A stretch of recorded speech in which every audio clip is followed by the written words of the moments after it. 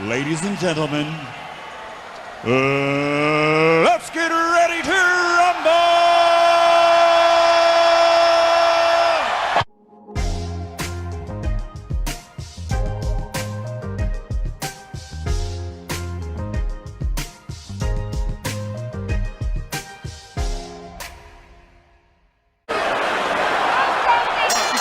Opening round scheduled for 10. Let's go. He loves popping that jab. I mean, he will target your head and set up everything else off of that punch. Well, he pushes you back a little bit off the jab, and then he fools you a little bit. You know, he's a little bit of a magician, a little sleight of hand. Then he makes you feel like he's going to push you back again, and he'll step back, and he'll counter you. But that jab is what makes it all happen. Targeting that midsection now with the combo. Sound defense. Good block that time by Money.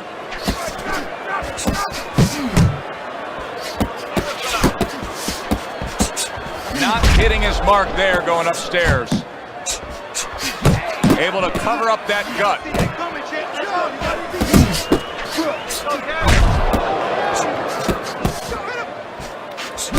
A snapping combination by Money. Keep it going. Money's tagged. Goes up top with a right hand.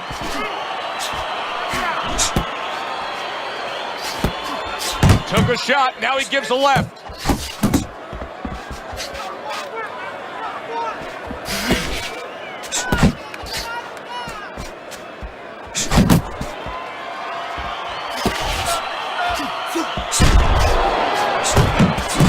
Money's coming through now beautifully. That's the combination punching he wants to put forth. They're not exactly getting to know each other. They're just beating the hell out of each other early on here. Yeah, Joe, if this keeps up, they're both going to have headaches, and we're going to have one of the great fights to talk about. Good word.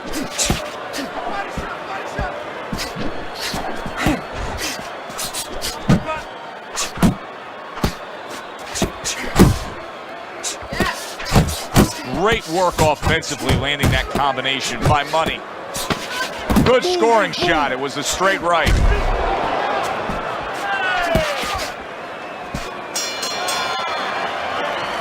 Let this thing get away from us, champ. Come on now, this is it.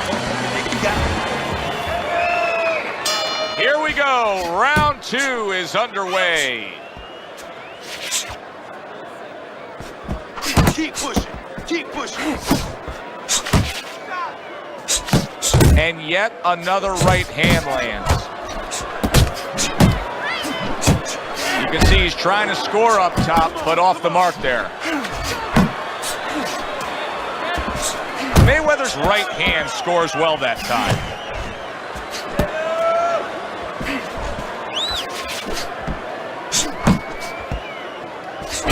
Money's so dangerous with that accuracy, a two-punch combination landing. He missed with that headshot. In and out. In and out. That worked out really well, throwing off the right hand after getting tagged like that. And you see what he can do when he sends that right to the head. Halfway through this round here. Takes one to give one. He comes back with a right hand. What an excellent two-punch combo by Money.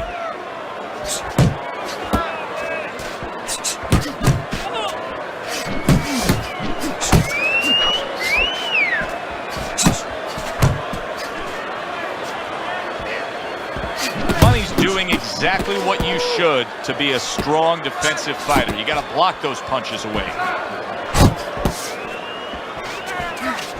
I like that step back right there. Just enough to be out of danger, but still close enough to then land the counterpunch. Well, that's what happens when you have that kind of experience. You're calm enough to know that range. Know where the beginning of the punch and the end of the punch is. Straight right was lined up, but he missed. Well, something's got to stick. He sends the combination to the body.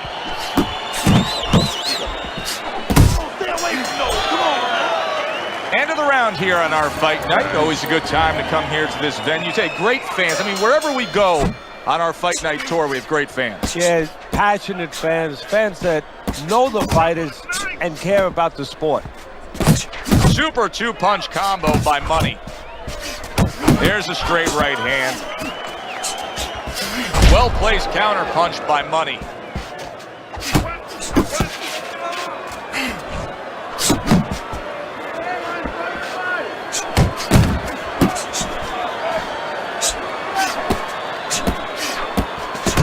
Money's showing you that sublime skill right now with that two-punch combo. Effective work with that flush overhand right.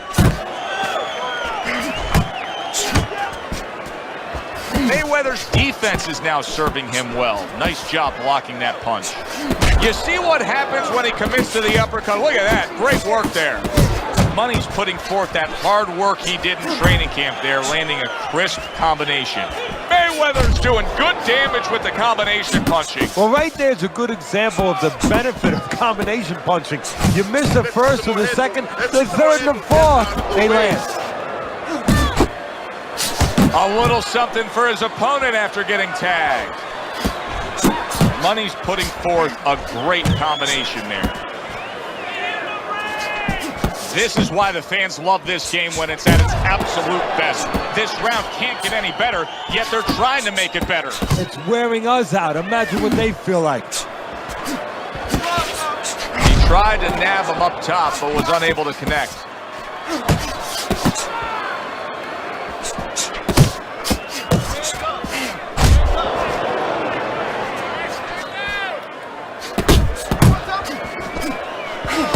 Fires right back at him. Mayweather's able to avoid that punch. Just 10 seconds to go in this round. Money's doing well here with that two-punch combination. And that's the end of round 3. Round number 4 is underway. Teddy's got it a clean sweep. Mayweather's taken the first 3 rounds. And Teddy, it's not always the number one indicator, but in this case, he's simply just throwing more punches, and that's why he's up on your scorecard. Yeah, Joe, he's keeping his opponent defensive, and he's not allowing him to do anything back. Teddy, what would you recommend based on what we're seeing here tonight? Well, 2 aspirin and then go. Oh, no, actually, I would say a little counter-punching would be just what the doctor ordered. That's a better prescription for him. Good return fire that time. He took a shot, but he gives one of his own. A left hand scores. Return to sender. He gives him back one of his own. Lands flush with the two-punch combo by Money. Here's one for you now, he says. Right back with the left hand. Solid right by Money.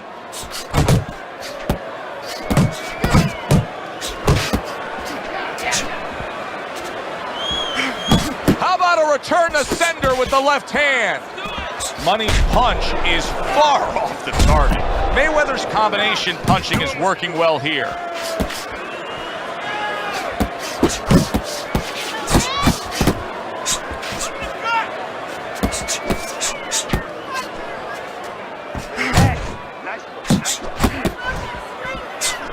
Money's landing a combination here. That's what he does when he's at his very best.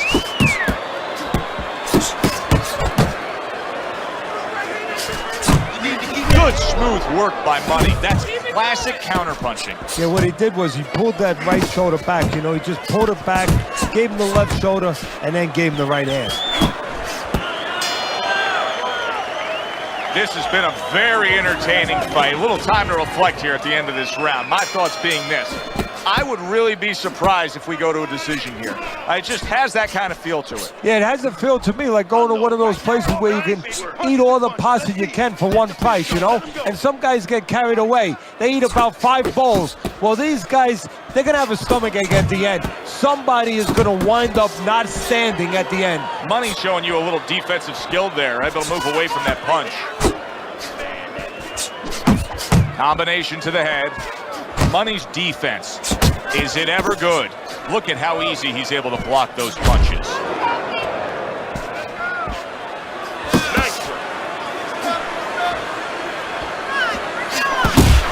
combination, hooking to the body with the left, and then going up top with the right. Money's knowledge of the game is showing through. 3 ways to defend, one of them is to block. He did it there well. Teddy, he's just covering up. That's all he's doing, but it gives his opponent so much time to pick where he isn't. Yeah, you're right, Joe. I mean, first of all, some of them are going to get through and some of them are watching them. They're getting through. And you just touched on it. I mean, you cover up, you tell your opponent, hey, I'm camping out, I'm not throwing back. So instead of throwing 1 or 2 at you, he's throwing combinations of 3, 4, 5. You got a problem.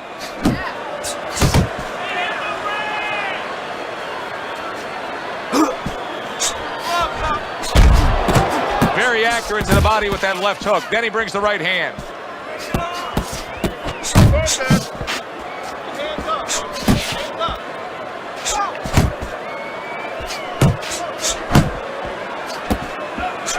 Both men digging in with uppercuts.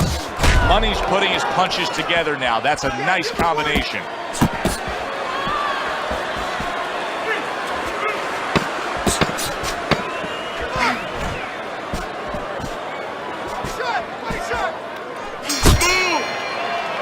End of that round, and what I take away from it is that he has a great grasp of what the judges look for.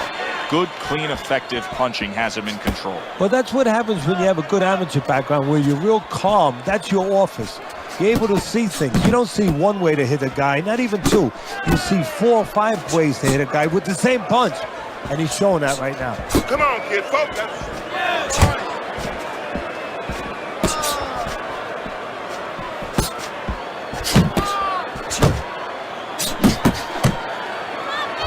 To the body there, but unable to connect.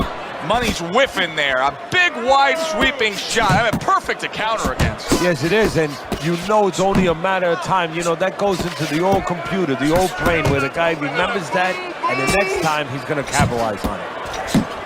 Unable to land clean by Money.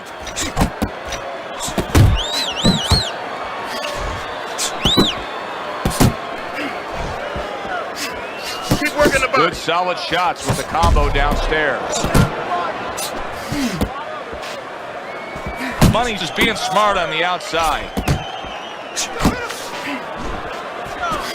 Attaboy, keep swinging, baby. Good solid 1-2 by Money.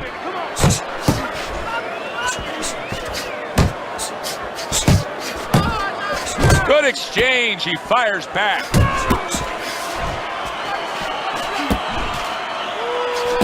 Good 1-2 by Money. You gotta get some of that too now. Come on, let's go. That's what we worked on in the gym. Good job, boy. Good job.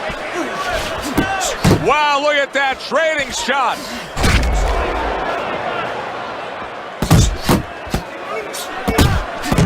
Money's at his best when the combinations are landing.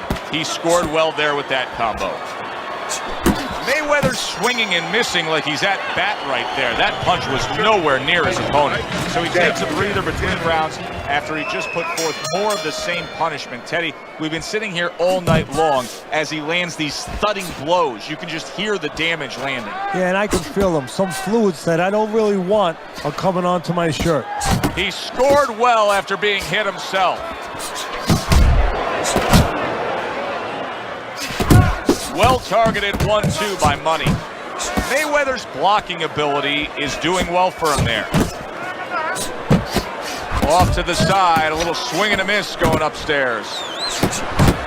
Mayweather's giving his opponent headaches here now. He's throwing punches, but he's able to block them away. Use your feet. Comes right back at him with a left hand. Money's showing us a great display of one of the best elements of defense, Teddy, and that is your ability to make your man miss by moving your head. And now what his opponent has to do is he has to understand, hopefully he's been taught this, that yeah, the head moves, but the body doesn't. The body is stationary right in front of you. Right now his opponent should not be going to that head. He should be going downstairs. Scoring with the right hand by Money. Money's proving to be elusive.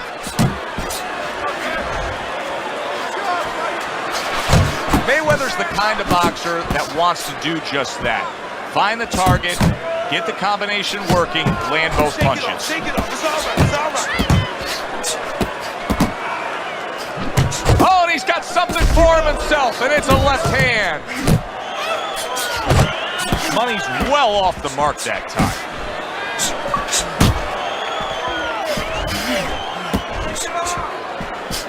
Keep moving. Keep working. Keep working.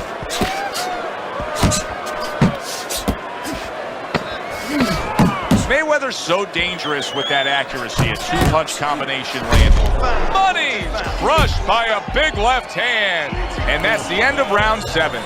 Don't worry now. I just need you to focus. Keep your hands up. Mayweather's in control of this fight with a commanding lead on your scorecard, Teddy, as we start round number 8. He just looks like the kind of guy that's not going to be defeated tonight. No, he's made up his mind. And he didn't make his mind up, you know, and this is for the young fighters out there and whatever you aspire to do to move forward. He didn't make up his mind tonight. It was made up way before he got in the ring, and it's showing. He's getting the payoff. Pulls the trigger right away with the left hand after getting tagged himself. Money's dealing with the aftermath of being rocked, but yet he hasn't changed anything, still sticking with that style. Well, that means panic has not set in. That's a good thing, Joe. He still believes he can get this thing done the way he came here to get it done.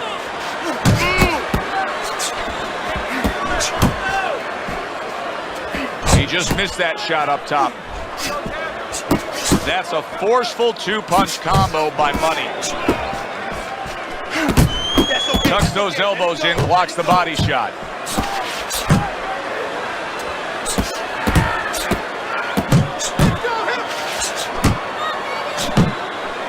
Oh, that's gotta hurt. Mayweather's down. 1, 2, 3, 4, 5, 6, 7, 8, 9. So he is able to get up to his feet after that knockdown. But Teddy, it's what's ahead that's the problem. Yeah, we're getting a peek right now into his heart, into his soul. Keeps his hands up defensively, protecting the head. Good looking right hand after he got hit. Mayweather's rocked, and his defense is porous right now. He could go down at any moment. Money's rocked by that punch. I don't know what was said to him in the corner, but now he's the busier man. And he needs to be before any more time goes by. A little 1-2, and bang, and away he goes. He was able to get up and continue on last time. Now he goes down again. 2, 3, 4, 5.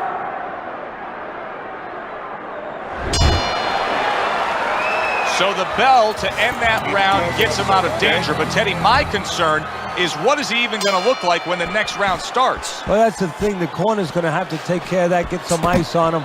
And also, they're going to have to think, do they want him to go back out? Money's got a way of just getting away from that punch. Oh, and a two-punch combo by Money. Hook. He's wide open for the hook.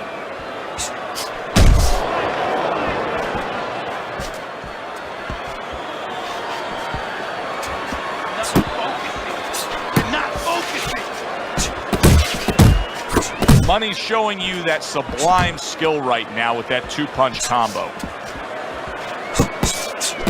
That's it. That's it.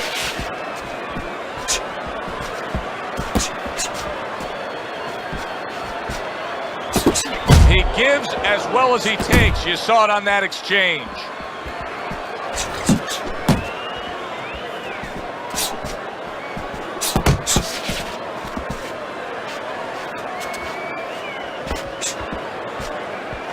Oh, a nice two-punch combo by Money.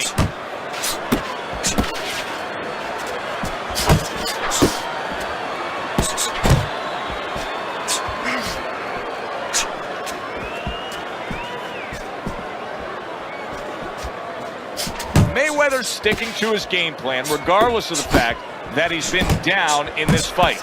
Yeah, and one breath you could compliment him for it, Joe. You could say he understands who he is. He understands his identity. He's going to win or lose with that. But on the other hand, there are some changes he has to be aware of.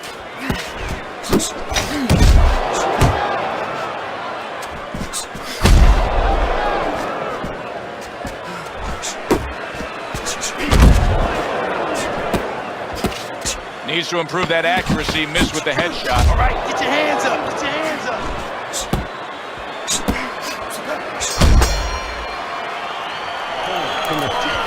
Deep breath, Steve.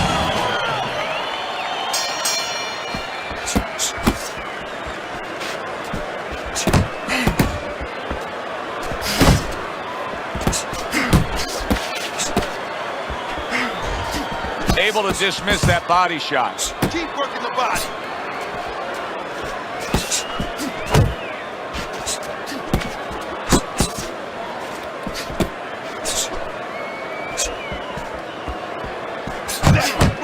Left, right. Come on, baby.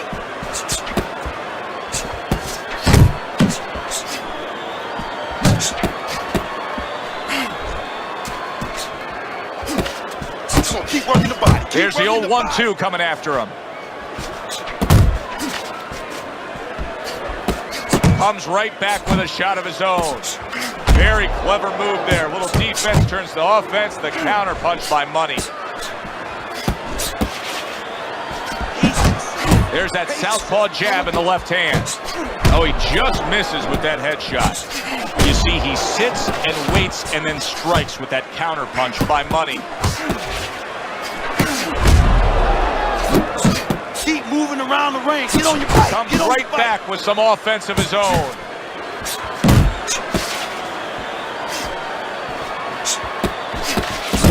Money's putting forth that hard work he did in training camp there, landing a crisp combination.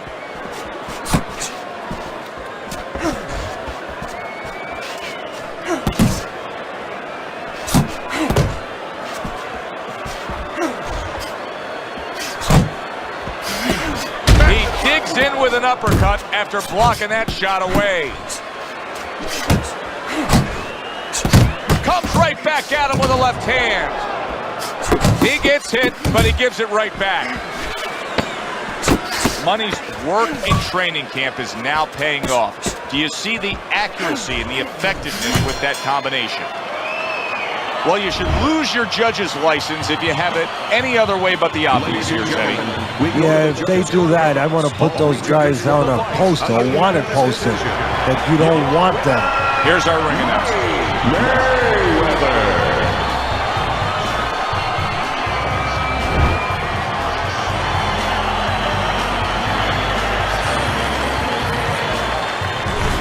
A well-deserved win by Money. Unanimous decision, say the judges.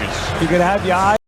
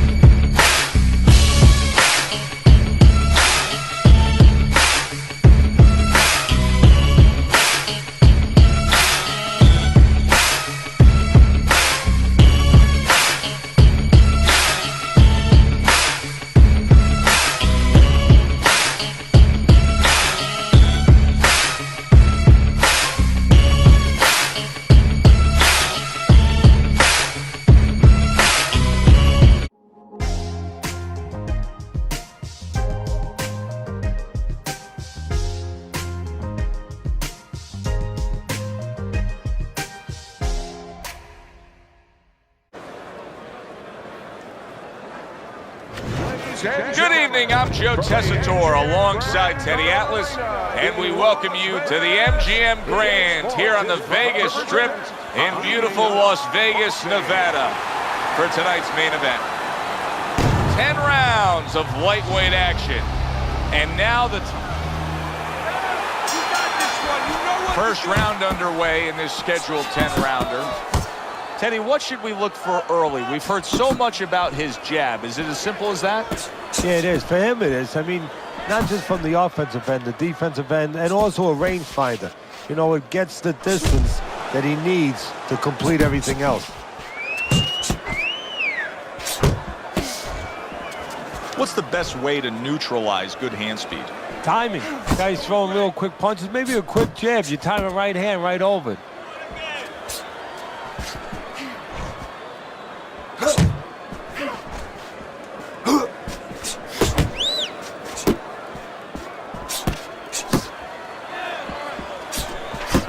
Really good work right there, landing the 2 punches in sequence by Prince. Really wanted that uppercut, but just couldn't get it. What a great job. He gave one right back in return. Nice work by Prince. Reaching the halfway mark of this round.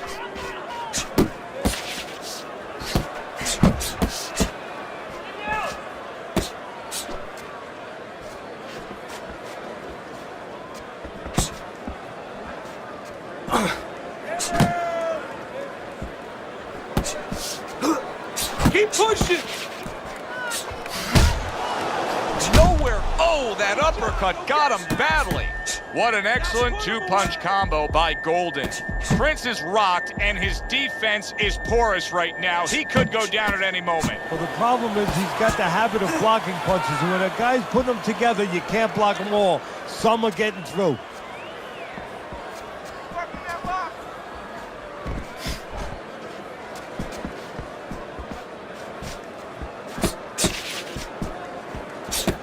He got hit right there, but he also gave one. Solid effort by Golden. As we come to the end of the round, Joe and Teddy with you ringside. Teddy, that's one of those rounds where I wonder what were the judges looking for, because it's tough to kind of draw a line between those 2 fighters. Yeah, very close, but one of those rounds where you could steal it. You did a little bit more in those last 30, 20 seconds. Maybe that's the impression the judges are left with. It's gonna happen. You're gonna catch it. You're gonna catch it. You're doing fine. He's just beating you to the punch, that's all. You need to throw him.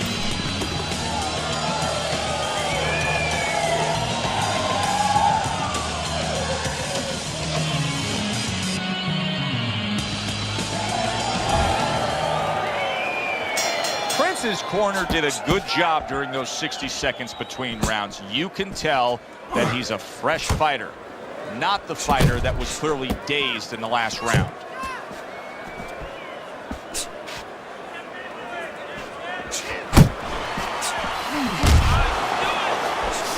Not able to land the headshot. Good block by Golden.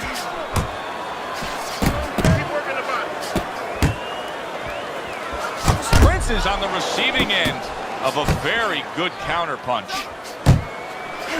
And now the right hand lands because of the work done by the jab. Comes right back at him with a left hand.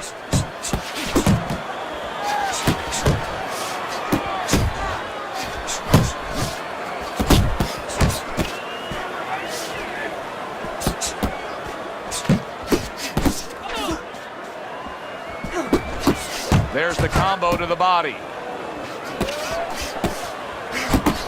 Nice block by Golden.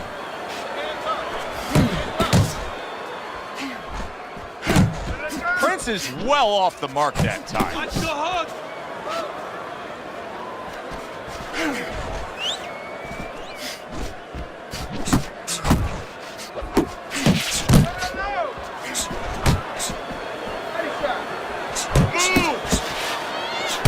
Golden's combination punching is working well here.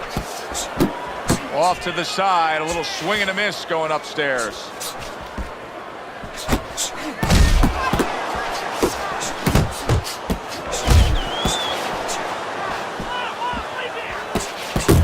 Nice combination by Golden.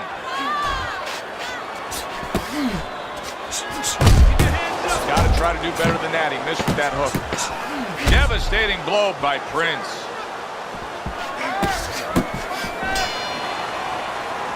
So the round comes to an end. Joe Tessitore and Teddy Atlas sitting with you ringside. I know you had a very busy week before you flew here out to broadcast this fight, doing your charitable contributions back in Staten Island with the Dr. Theodore Atlas Foundation. Yeah, thank you for bringing that up, Joe. We did well. We had our dinner, our yearly dinner, where we're able to raise money to help people that are in need, people that have nowhere else to go for help, whether it's a mother that can't pay the cancer treatment for a 7-year-old daughter, and we're able to pick up that insurance. But the thing that I want to take a second to thank everybody for is that it's a collective effort. It's all the people that allow us the resources to go out there and help those people. Prince's hand speed is right now the difference, Teddy. You got faster hands, you're halfway home. Yeah, that's a great asset to have, is to be able to do that. But there is a way to negate it, to counter it, and that's to time the punches. Timing can beat speed.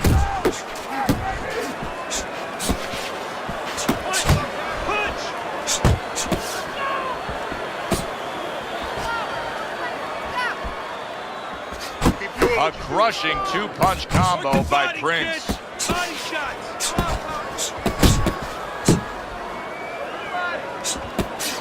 Brings the hook that time.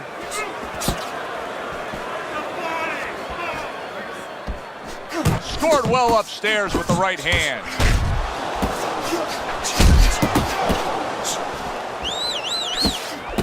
Tried to land that upstairs and was off the mark. Golden so dangerous with that accuracy, a two-punch combination landing. Left and right, left and right. Targeting that hook upstairs by Prince. Well-targeted combination by Golden. Prince has got a way of just getting away from that punch. Oh, that's good stuff. Fires right back with one of his own. Good work by Golden.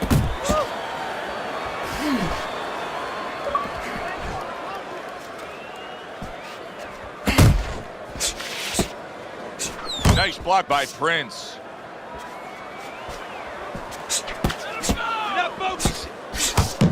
Takes one, but gives one. Good work by Golden. Last 10 seconds. Still not moving enough. Boom, boom. Not hitting his mark there going upstairs. And round 3 comes to an end.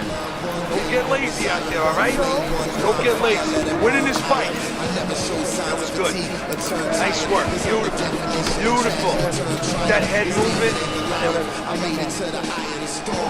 Feeling torn like they fed me to the lions. Before my time start to wind down like the Mayans. I show them how I got the grind down like the All right, listen.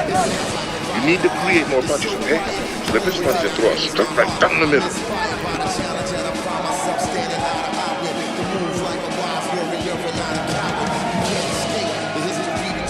While things continue like this is going to be an interesting stretch run of this fight. Beginning of round number 4. Prince is in really what appears to be a dead-even fight on your scorecard, Teddy. Yeah, it is. And to separate it, if they're going to separate themselves as the night goes on, it's going to come down to the inside. Whoever decides not to make those little silent agreements, you know, you hold me, I won't punch, I hold you, you won't punch. Whoever decides to bring their hands back and do some work on the inner quarters. And a well-placed combination by Golden. Blocks the headshot. He missed that uppercut. Do you see any way in which he can take his opponent's aggression and turn it against him? Yeah, the perfect way. I mean, boxing 101, counter-punching. You got a guy coming at you, no better way than to change his mind. Make him miss, make him pay. Use your feet.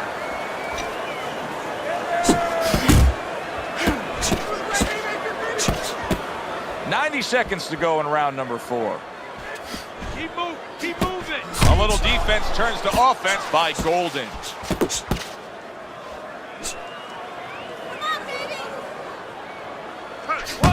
Prince is landing a combination here. That's what he does when he's at his very best. Up and down, side to Unable to side. score with the hook.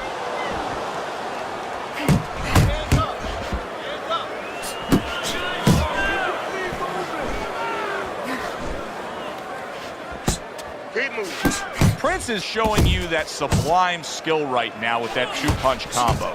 Comes right back with a shot of his own.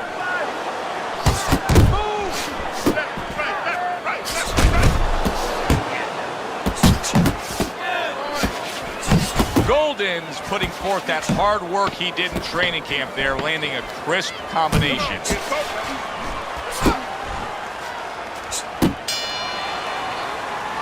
Round comes to an end. Joe and Teddy with you here ringside. Teddy, you know, you really got to admire how accurate he is. He makes the most of what he throws. Yeah, he makes it count. This is a guy who doesn't want to waste anything. Looking good. He's tired. Look at him. He's so fucking tired. He's got nothing left. Listen, I need you to double up your punches.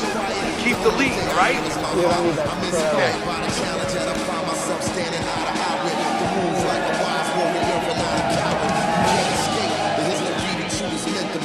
That's why the highest victory is what I'm meant to take. You came to celebrate. Back to live action now in what has been a closely contested fight. One of those fights that somebody is still waiting to break through and be a difference maker in. Watch the hook. Good clean shot, returning fire. Well done by Golden. Good job protecting himself. That right hand is becoming a crutch. He can just lean on it now. Pace yourself.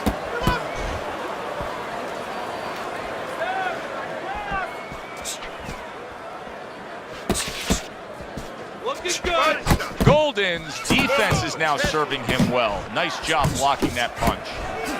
He missed with that headshot. Excellent hook to the head by Prince. Got to be accurate to send the combination to the body, and he does that. That's great stuff. He fires one right back after taking one. Gotta love the work by Golden.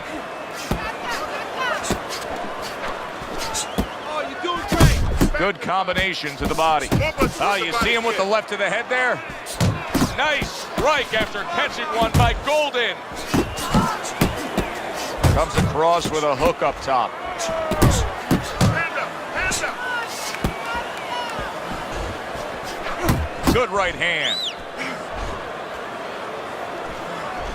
Parries that punch intended for the head.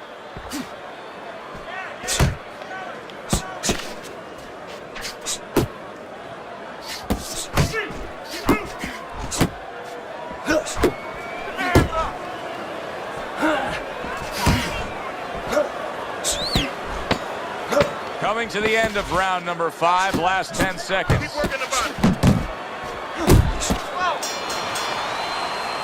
We've reached the halfway point of this battle. Real good fight here. Tough to get a sense of who's really up. I could see making an argument for either guy, but that's a testament to both guys and what they've been willing to bring to this battle tonight. Yeah, and what it's a testament to, Joe, is that it's an enjoyable fight. After a while, you don't even concentrate on who's up. All you know is you're enjoying every bit of it. You gotta throw more. You gotta fight, you gotta throw more. Don't fight his fight.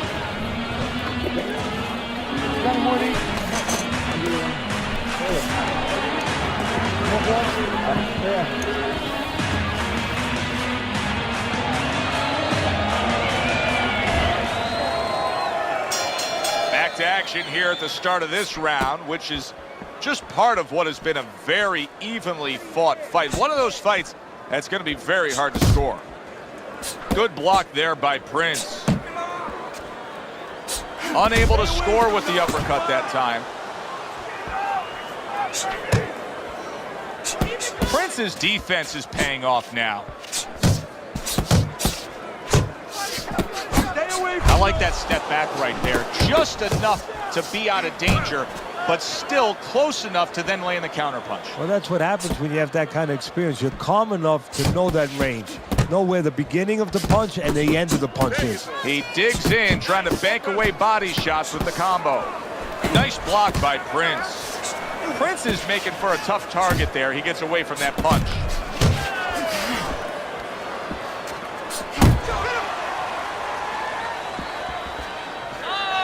Reaching the halfway point of round number 6. Golden putting his punches together now. That's a nice combination. That was a miss by Prince.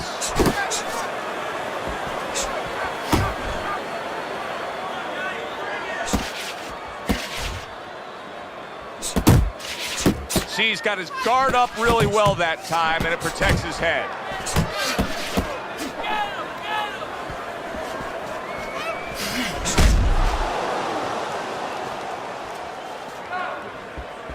Unable to make an impact there by Golden. Gets rid of that body shot. Both men digging in with uppercuts. Well-placed counter punch by Prince. Prince is the kind of boxer that wants to do just that. Find the target, get the combination working, land both punches. Gets rid of that. It was intended for his head. Golden's efforts of being busy in that last round were really good for him. I need you to jump on him in this round, all right?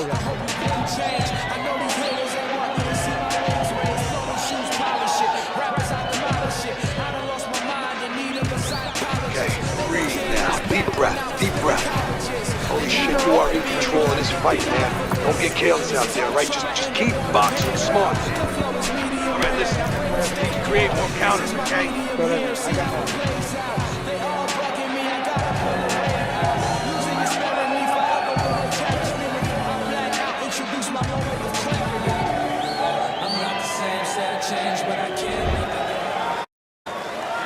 Good action throughout. We'll see if it keeps up in this round of what has been a very even fight.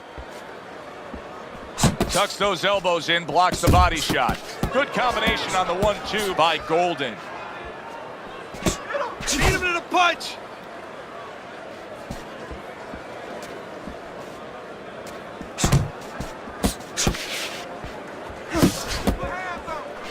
Nice! Able to block that away. It was targeted for his head.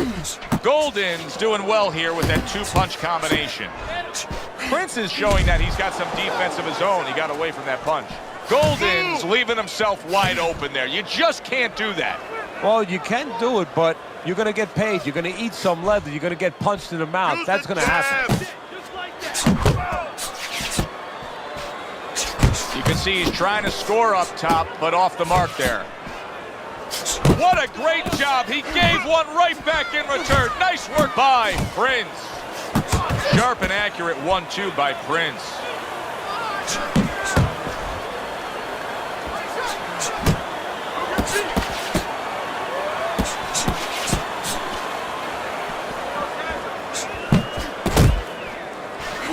Good flush, straight left hand. Nice, nice.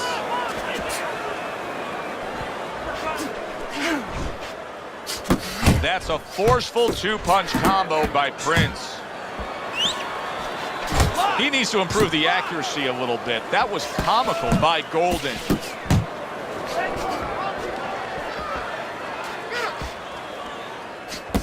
Accurate shot, straight right hand comes in.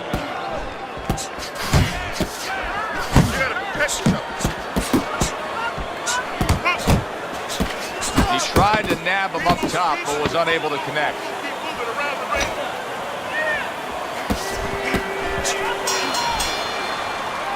And the bell rings, signifying the end of the round. You are dominating this fight. Keep it up. Just keep doing what you're doing. Listen, done. I want you to double up that jab and finish him off with the hook, okay?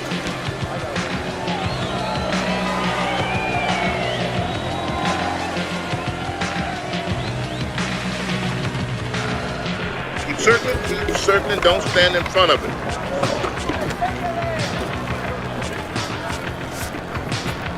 You gotta watch the water in the corner.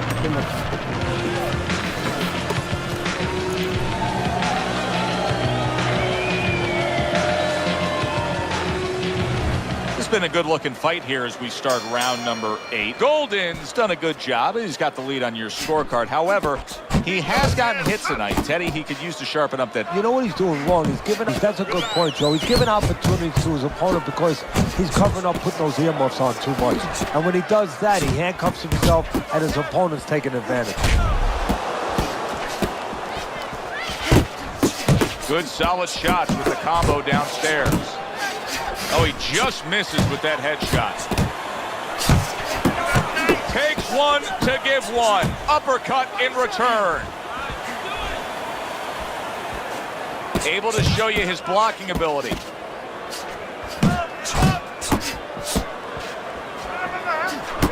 And now committing to that midsection as the target with the combination punching.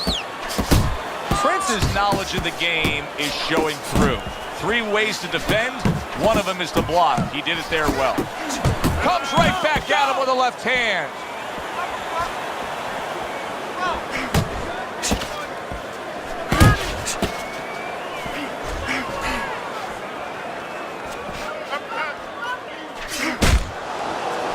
There you go. Golden's on the bad end of a very impressive hook up top.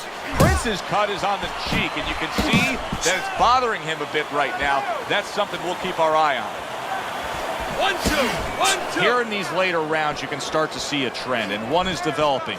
He cannot get away from that left hand. Now listen, when you throw your punches, it's not enough just to chuck them out there. You gotta throw them from the right distance. He's throwing them from a little too close, where he's vulnerable, as you said, to that left hand. Golden's combination punching is working well here.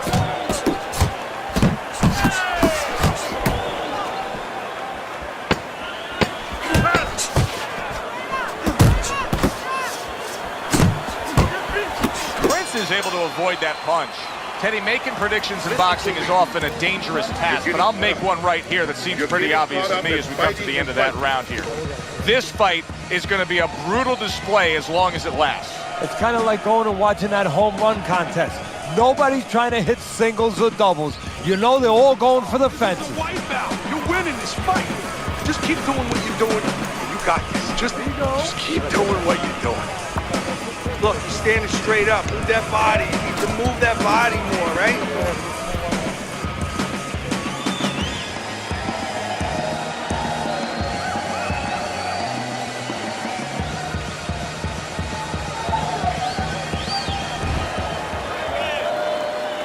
Another round, and if it keeps up with the rest of them, it'll be closely contested and hard to score. Well done, 3-punch series of punches there by Prince. He got hit right there, but he also gave one. Solid effort by Golden.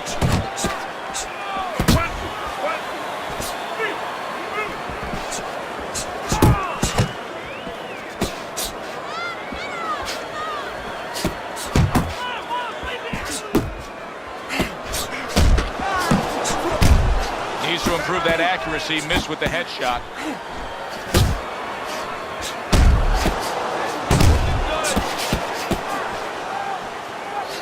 Defense easily turns into offense. Blocks a blow, sends an uppercut. Oh, that's good stuff. Firing right back with one of his own. Good work by Golden. Keep doing what you're doing. Covers up nicely, gets rid of his opponent's body shot.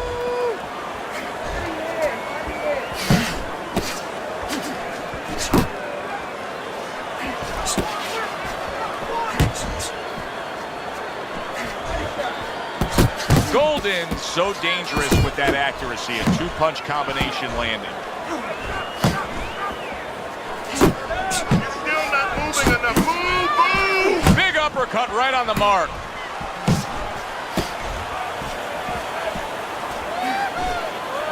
He just missed that shot up top.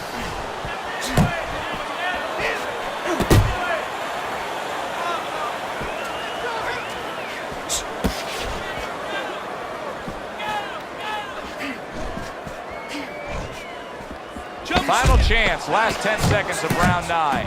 Very well done by both men. And now the ref gets involved and warns them for headbutting. End of the round here, and as I glance around ringside and look at the judges, I'm wondering what they're writing down, because that was a tough round to score. Yeah, it was, and you know, it's the kind of round where one guy would be really smart to take a page out of the book of Sugar Ray Leonard, Marvin Hagler, where Leonard stole rounds at the end, where he just clipped off 30 seconds, and that's exactly what the judges remembered. Don't walk into him without throwing a punch.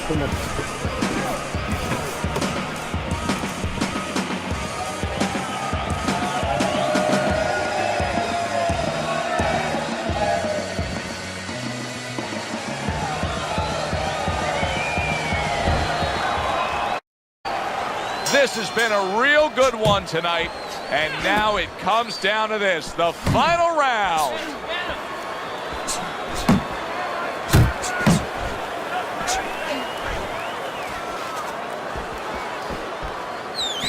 Not able to land the headshot. Dismisses his opponent's headshot. Zoning in on that gut combination punch downstairs.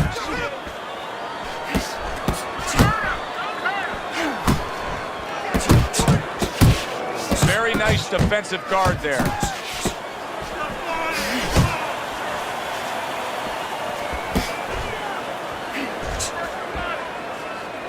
Golden's coming up with the answers, avoiding that punch.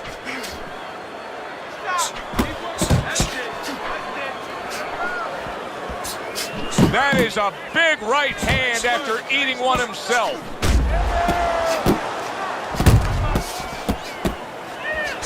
Good looking combo by Prince. Good solid right hand by Golden. A headshot blocked. Off to the side, a little swing and a miss going upstairs. More than one punch downstairs, that can be damaging. He took a shot, but he came back with a big shot he just scored with. Not a good sign. He goes to the canvas for the first time tonight. 2, 3, 4. Down he goes, now up he gets. And if he wants to stay up, he's going to have to grab on, kill a little time. Way to block there. Takes a step back, then the counter punch by Prince. Very similar to what you see Floyd Mayweather do. You know, make a miss, pull that shoulder back, and then come right back with the counter. Golden's landing a combination here. That's what he does when he's at his very best. Here's our ring announcer with the results of what was a very good fight. We go to the judges' scorecards. All 3 judges score the fight a unanimous decision. The winner, Golden.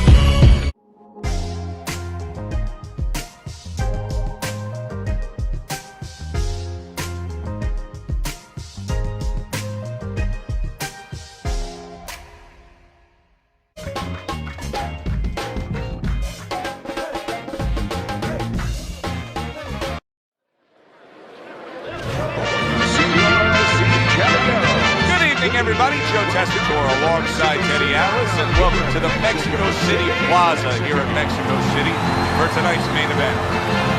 10 rounds, middleweight action. This should be a really good matchup here tonight. All that energy that we saw, it almost boiled over at the weigh-in yesterday. Now it gets to explode here in the ring. His adversary, coming out of Detroit, Smokin' Green.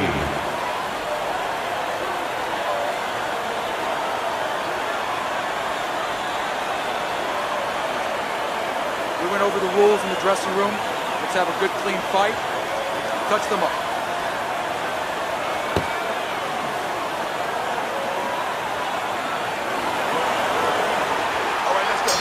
Opening 3 minutes of this 10-round fight. Not a solid shot at all with that hook. Teddy, throughout your career, you've had a game plan weeks in advance of the stylistic matchup. Now here we have a unique one because clearly we got one guy who wants to get to the inside, and then we got our man here, the counterpuncher. Yeah, well, the counterpuncher has to be cognizant of countering, punching at the right distance before the aggressive fighter, his opponent, gets in too close. And then, of course, his opponent, he wants to be in a real close where he takes room away, where there's no room for mistakes. And that's really what the counterpuncher lives with. That's why he needs distance. He wants room to make you make a mistake where he can pop you.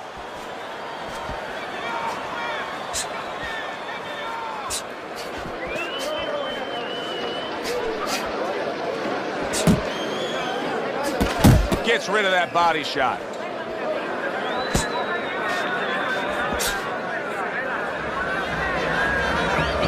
Halfway through this round here, he gives as well as he takes. You saw it on that exchange. The next generation's doing exactly what you should to be a strong defensive fighter. You got to block those punches away. He's committed to the combination punching now, and it's working out well up top. The next generation's giving his opponent headaches here now. He's throwing punches, but he's able to block them away. Good clean shot, returning fire. Well done by Green.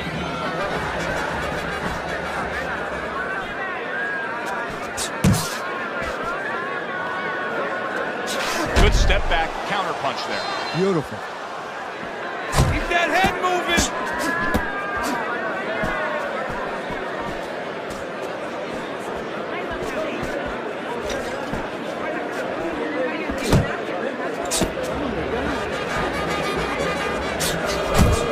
10 seconds to go in this round.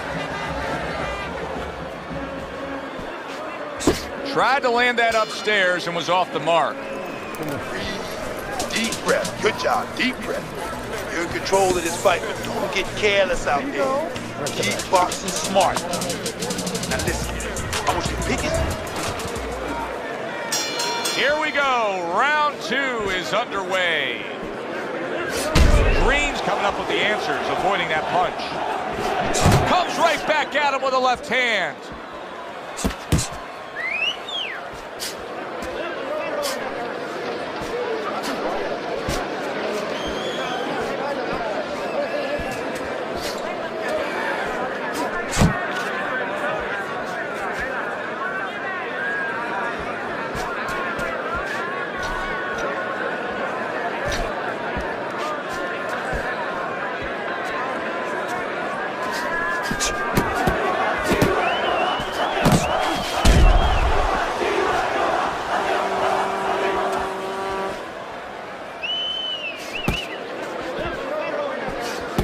Excellent 1-2 by Green.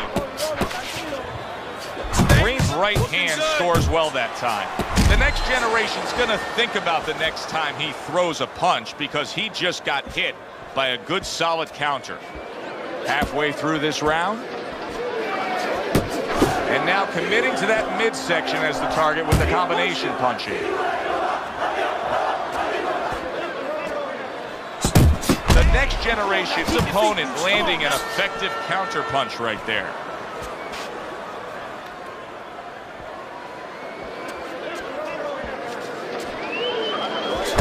You can see he's trying to score up top, but off the mark there. The next generation's landing a combination here. That's what he does when he's at his very best.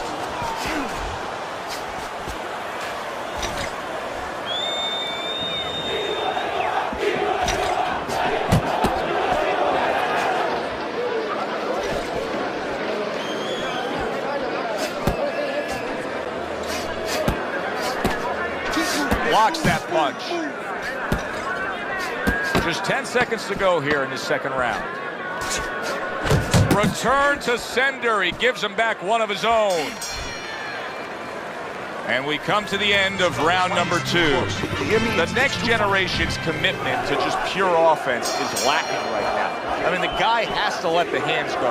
Well, he was hurt earlier. You know, there was a little short punch on the inside a round before, and nobody really noticed it. But guess what? He did. And I think that's why you're seeing him be a little bit unsure of himself and not throwing the punches that otherwise you'd say, hey, come on, how come you're not? That is why.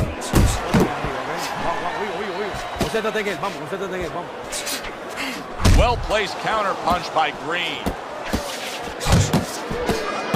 Good work toe-to-toe there. Both fighters got in on him.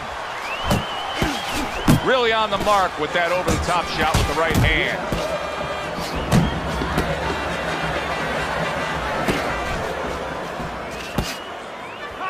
Yeah, baby. Scored well up top.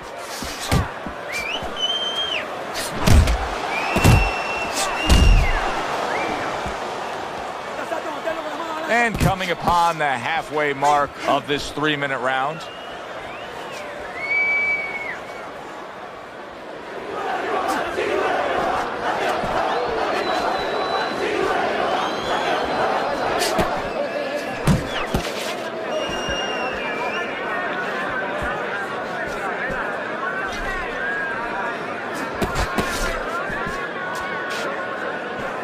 Teddy, why is it in boxing that there are so many distinct styles that are defined by geography or culture or ethnicity, where we have a Mexican-styled fighter, an Eastern European, upright fighter, an American-styled fighter? Why is that? Because you are influenced by your surroundings, by the temperament of the people in your surroundings.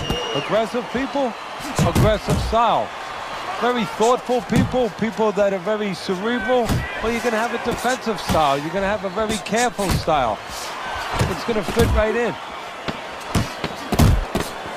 Off to the side, a little swing and a miss going upstairs. And that's the end of round 3. You want this fight? Listen to me. Do you want this fight? You got to stay busy out there. You are losing this fight because you're not throwing any punches out there. Look, you standing. Green's up around here after 3 rounds on Teddy's scorecard, but really nobody has distinguished themselves to any great amount so far. Keeping his hands up, getting rid of his opponent's offense. Teddy, there are opportunities that are here for him, aren't there? Yeah, counterpunch opportunities, because he's got an opponent who's walking in a little bit. Now he has a chance to start to chuck something back at him a little. Unload right now. More punches, baby. Punches and bunches. Let's see. Let the fist go. Let him go. Green's at his best when the combinations are landing. He scored well there with that combo. Hook. He's wide open for the hook.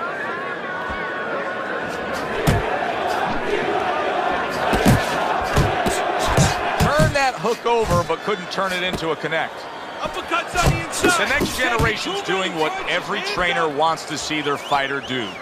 Land punches in bunches. The combination lands. 90 seconds to go in round number 4. He tried to nab him up top, but was unable to connect. What a great job. He gave one right back in return. Nice work by Green.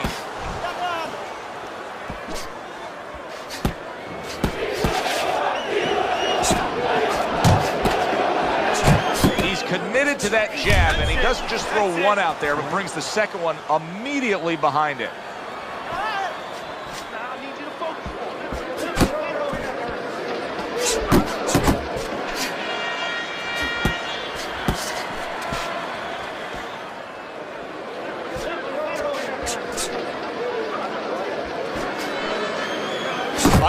Devastating jab splits through by Smokin. Smokin's showing us a great display of one of the best elements of defense, Teddy, and that is your ability to make your man miss by moving your head. And now what his opponent has to do is he has to understand, hopefully he's been taught this, that yeah, the head moves, but the body doesn't. The body is stationary right in front of you. Right now, his opponent should not be going to that head. He should be going downstairs. The next generation's probably trying to assess things right now as that round comes to an end. I think it's a close, good, solid fight that he's still very much in, but I do think he's on the downside of the scorecard. Yeah, but the most important thing is he has to know that. See, that's the thing. Can a fighter be honest with himself? And that's where the corner comes in. Somebody has to whisper in his ear and say, hey, listen, you might think you're in this place, but the reality, you're not. Oh, a good right hand by Smokin.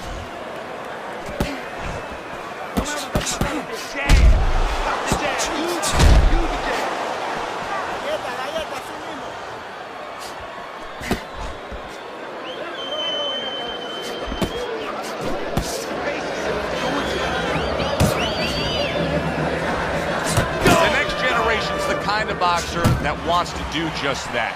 Find the target, get the combination working, land both punches.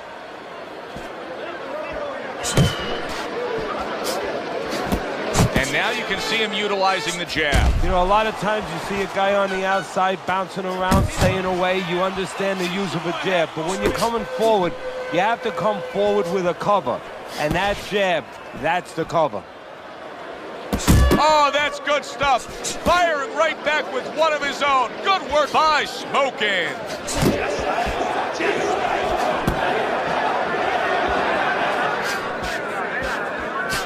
Good job, champ.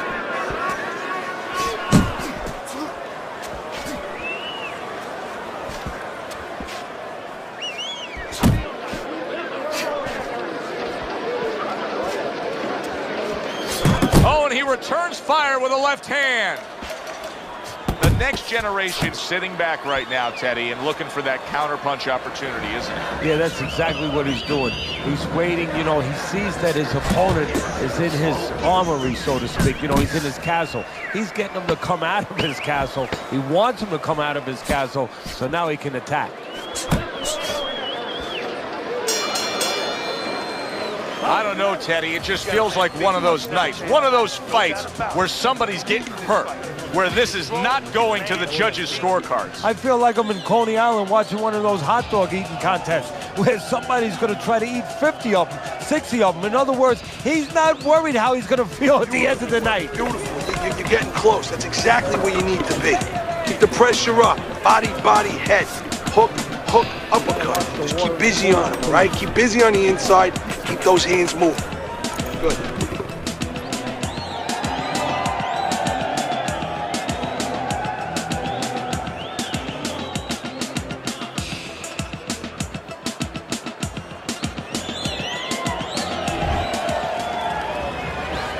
Over the hump, the back end of the fight now begins.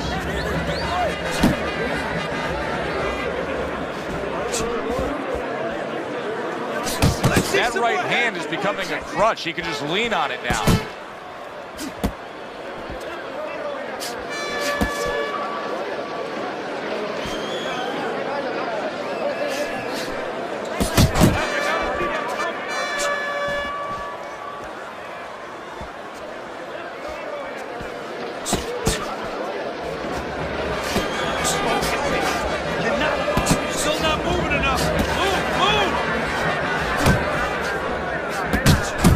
Generation's work in training camp is now paying off. Do you see the accuracy and the effectiveness with that combination? Just like that. Couldn't hit the elusive target with that straight right.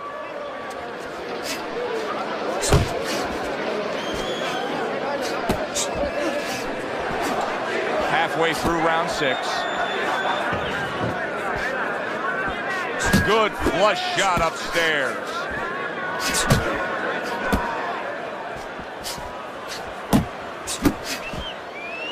Smokin's defense, is it ever good? Look at how easy he's able to block those punches. Scores up top with a left. The next generation's blocking ability is doing well for him there.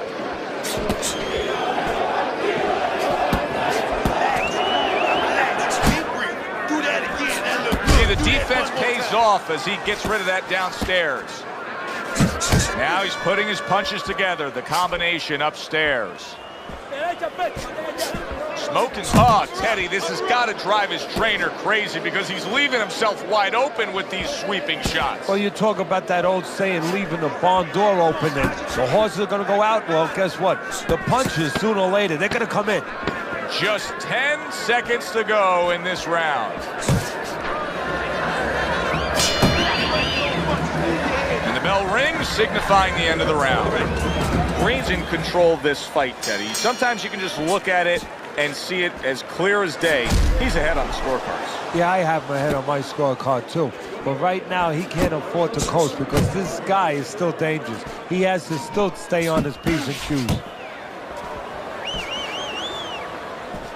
Oh, you got this one, baby. You got this one all day, all day.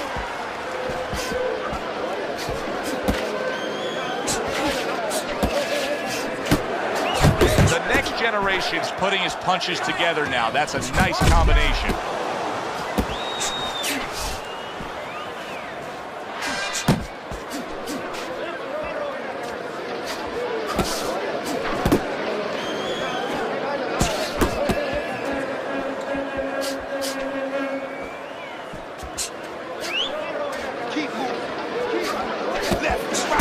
He just missed that shot up top.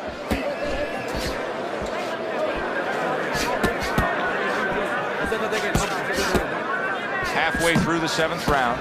There's the headshot, but he parries it away. Took a shot, now he gives a left. Not hitting his mark there, going upstairs. How about a return to sender with the left hand? Good return fire that time. The next generation's combination punching is working well here.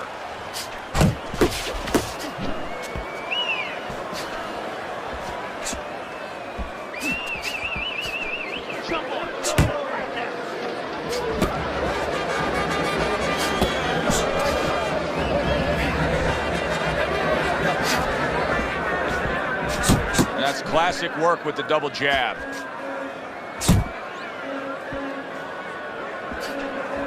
Effective work with that flush overhand right. And now he's targeting upstairs.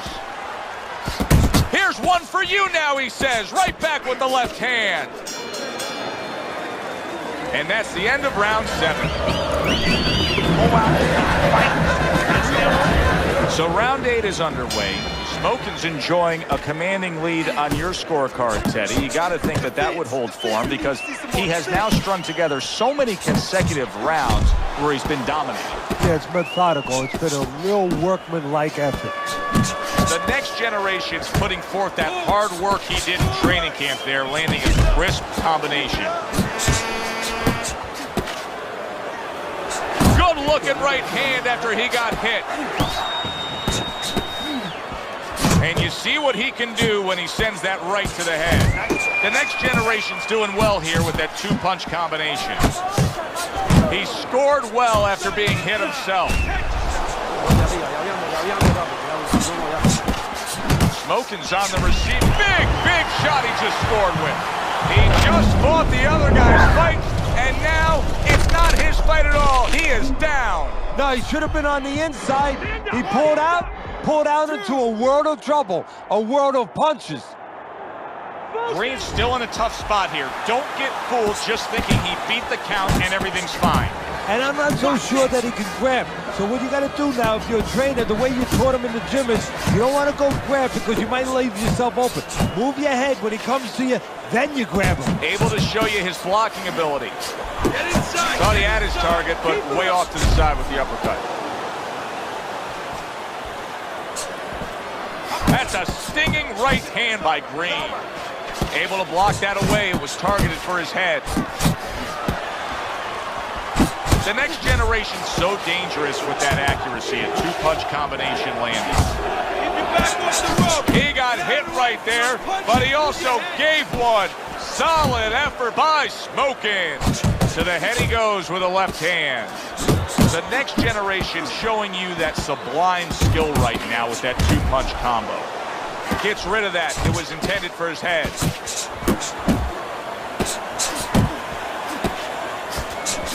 What a big shot. Oh, this is going to be close. He may be able to survive the round, but he has gone down now. 1, 2, 3, 4, 5. Green's going to have to pull himself together here. Now, he beat the count, but still a lot of work to do. Yeah, a lot of work because he doesn't have the benefit of his legs. Can't move around there wobbly right now. So what he's got to do is grab on a little bit and walk. Walk to the ropes, kill some time, make the referee come in between you and break you.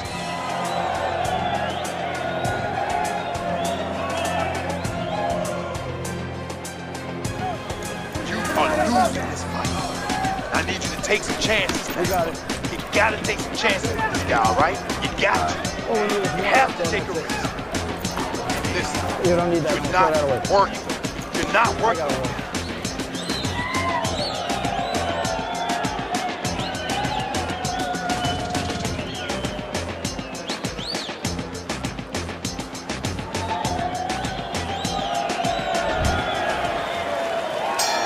As we start a new round, I pose this question to you. Is there any hope for him? He's been knocked down numerous times. Look, there's been great comebacks in this sport. There's always hope. You don't know how deep a man's reserve is inside their soul, inside their mind. But dangerous grounds now to find out. Basic but beautiful. Jab, left hand. Good defense upstairs to stay away from that offensive assault. That worked out really well, throwing off the right hand after getting tagged like that. Keep your hands up. Green's got to be feeling the sting of that big, powerful hook. The next generation's landing a combination here. That's what he does when he's in. Oh, that's got to hurt. Green's down. He may soon be out. This fight could be over.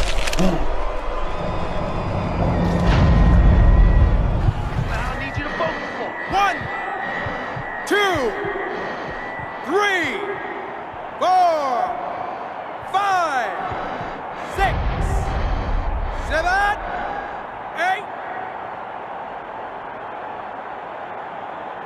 He gets up after that punch put him down on the canvas. Now he needs to get on that bicycle and stay away from this guy. Halfway through the 9th round.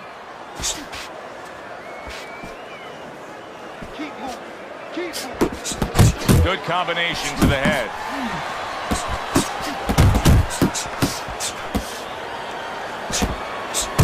And now he's acting like a fighter. Coming back with the right hand after getting scored upon. Jump on it right now. Oh, that uppercut got him badly. Green's wrapping up right now against his opponent. You know he needs a breather. Come on now. Yeah, and he's smart enough to know it himself. The next generation's the kind of boxer that wants to do just that. Find the target, get the combination working, land both punches.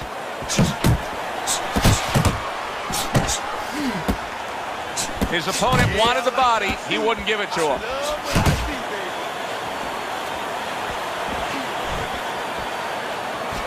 A little head hunting with the right.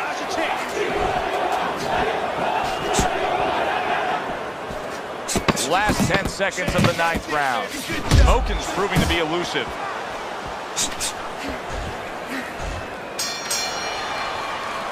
End of that round, and the knockdown was scored. Now, Teddy, the fighter who was floored, how do you treat him? Do you go soft on him when he comes back, or do you get right in his face? What's the way to approach it? You have to know your fighter. You have to know the temperament of your fighter. Some guys, you know, they just kind of swirl up into a ball, and they don't come out of it if you get too strong with them. Other guys, they react well to that. So you got to know what he reacts to, first of all. And the most important thing, you have to get information. Why did he get dropped? You had your right hand down, you got hit the hook. Get your right hand up. You'll be okay. The next generation's not skipping a beat. He came out just the way he finished up last round. Yeah, what I like is that he's a thinking man's fighter, and his corner gave him probably good advice. They know that the opponent only has... What a shot! Big hook comes in. Move in. Use your feet. Scores well. Look at that! Can he beat the count? I don't think so here, Teddy. Now I know where they got that saying, falling like a sack of potatoes. 4. Get up, damn it! 5, 6, 7, 8, Hurry, get up! 9, 10. The ref stops the fight. Smoking to knockout victim. He couldn't beat the count. Ladies and gentlemen, by way of knockout. You know, Teddy, not long ago when we put up your scorecard on the screen, I noticed somebody from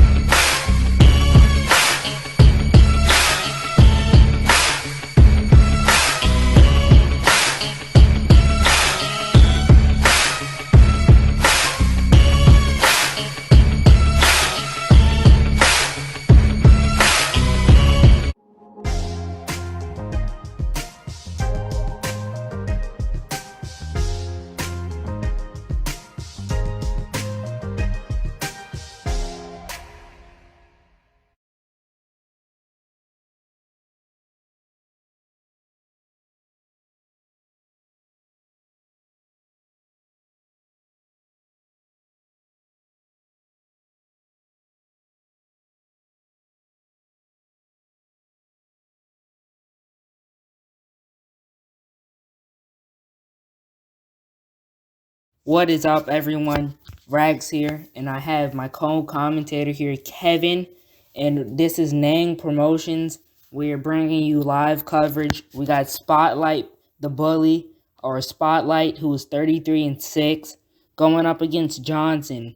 And his record will show here in a second too, 11-4. So this should be a good bout. You know, we got two really good heavyweights going at it. And, I heard that this fight should be good. Kevin, what are your thoughts on this bout?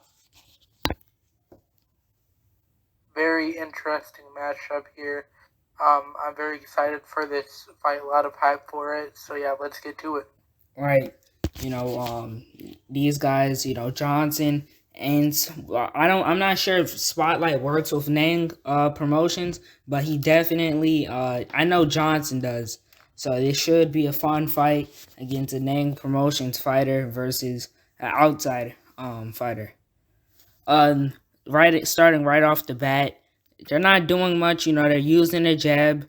These are heavyweights, so they have to take it at a little slower pace if they want to keep, their stamina up. But yeah, they should overall pick up the pace later on. Spotlight is clearly the smaller man in here. Kevin, do you think that Johnson will be able to use his reach advantage, as he does have a pretty big reach advantage?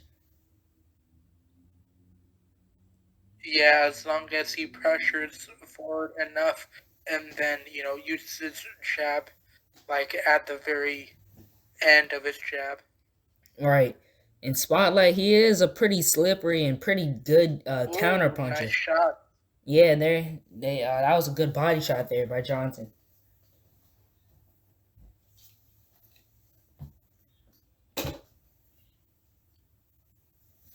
Good jab by Johnson.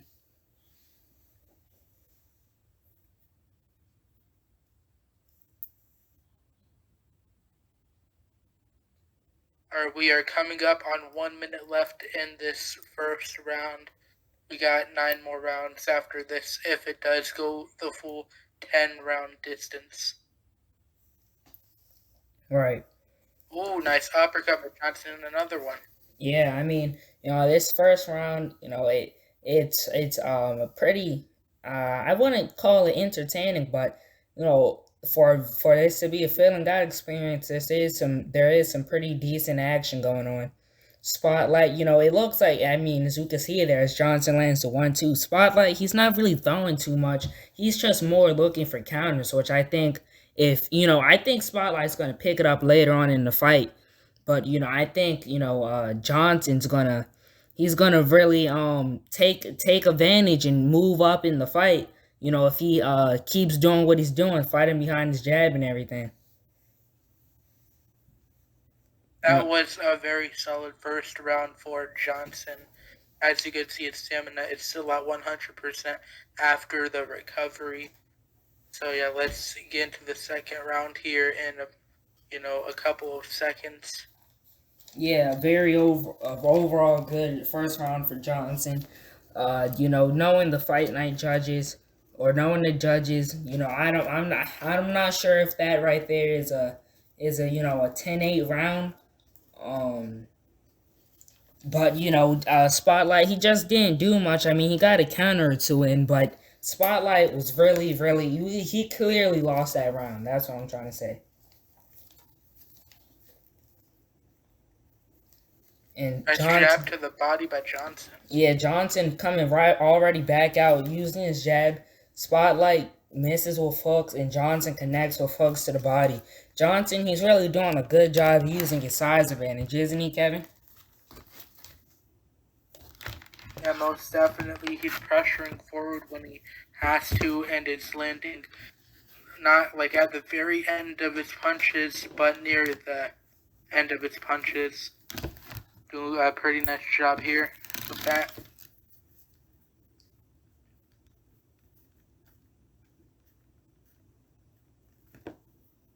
And I have been told that this nice could possibly to the body by John. I've heard that this could possibly be, a fight of the year contender. So and this is only 10 rounds, so these first 2 rounds, I mean, they've been action packed, but far from what I'd expect from a fight of the year contender. But I mean, they are trading though, Kevin. They are trading. And most definitely, but as we've seen, in a few fights, usually it takes a couple rounds until it starts to really sort of sizzle up and become that great fight everyone's saying. Johnson's rocked. Spotlight working the jab.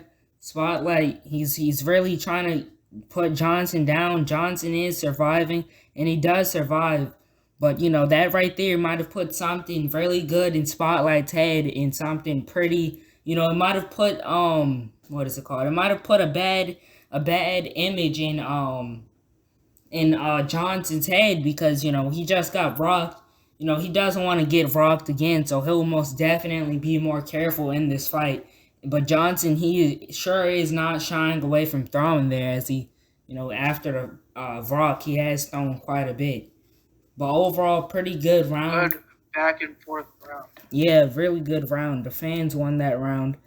I'd give that round to Spotlight because of the rock, and prior to the rock, I'd give it to Johnson, but Spotlight was doing, some pretty decent work in that rock. Plus that, he won the round.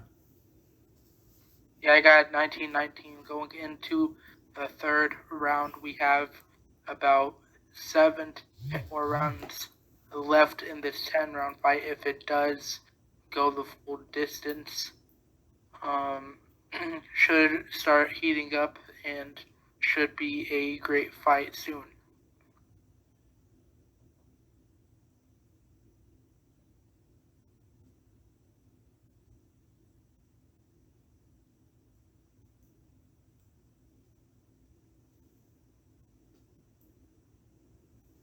Ooh, nice counter by Spotlight. Yeah, Spotlight is doing a good job of utilizing his counters. Nice counter work. Ooh, nice power straight by Johnson. Yeah, Johnson, he's going to keep on moving around and using his jab in the straight because, he knows that, that's been having success for him. But I guarantee you, if Spotlight gets another one of those stun rocks, those flash stuns, then Spotlight's game plan is going to change up a little bit. I mean, Johnson's.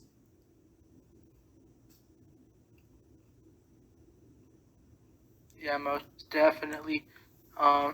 So far, Johnson doing very good this round, but Spotlight is doing some decent work with countering also.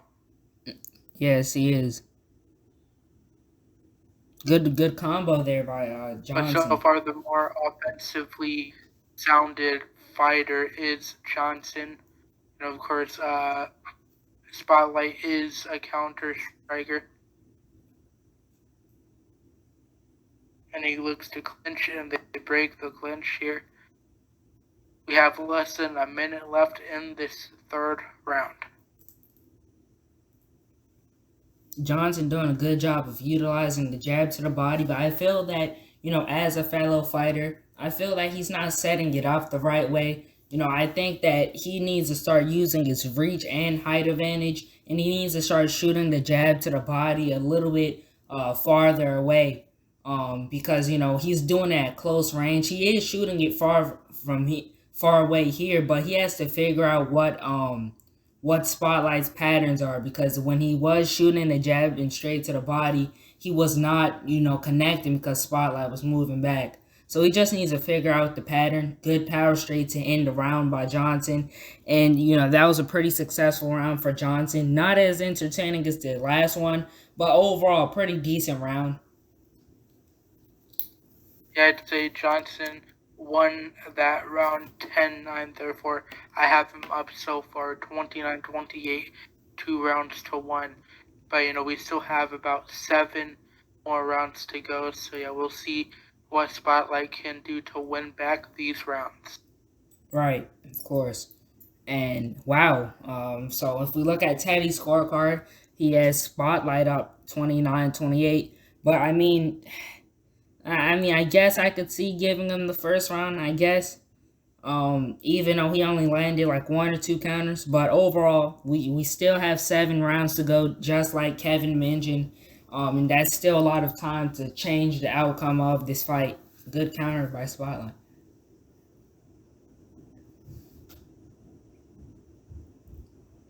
But yeah, Spotlight, I feel that Spotlight, instead of... Another counter by Spotlight.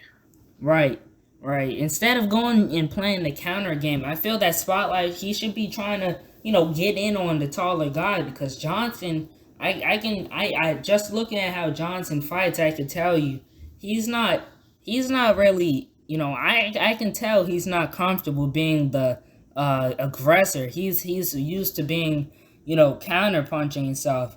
So,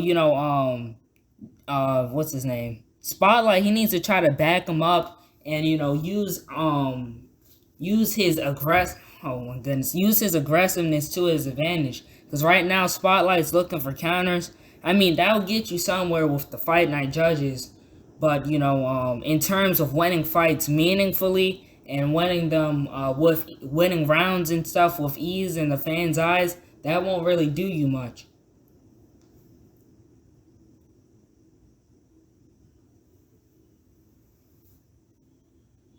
Oh, nice hook by Johnson, and then he lands a nice uppercut. Yeah. Oh, then a nice overhand right by Johnson lands.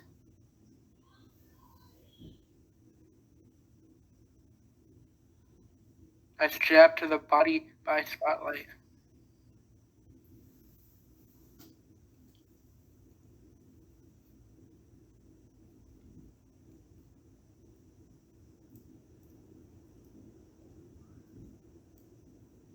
Coming up on the final seconds of round number 4. And that is it for the round. I'd give it to... Honestly, that was a very close round there. Yeah, neither man really pulled away with it.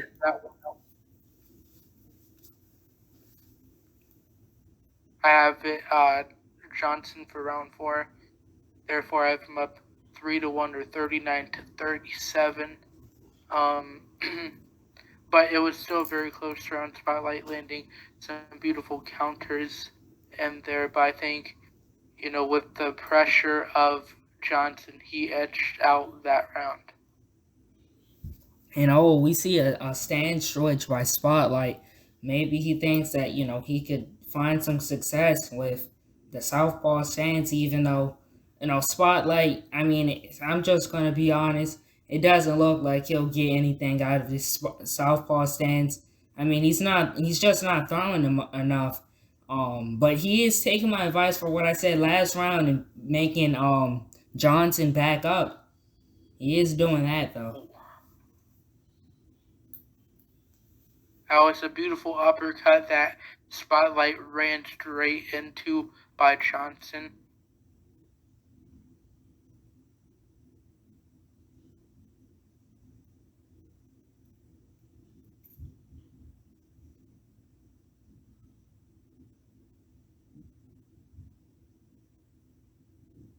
Nice jab to the body by Johnson. And he comes up by Johnson over the top with a nice right straight.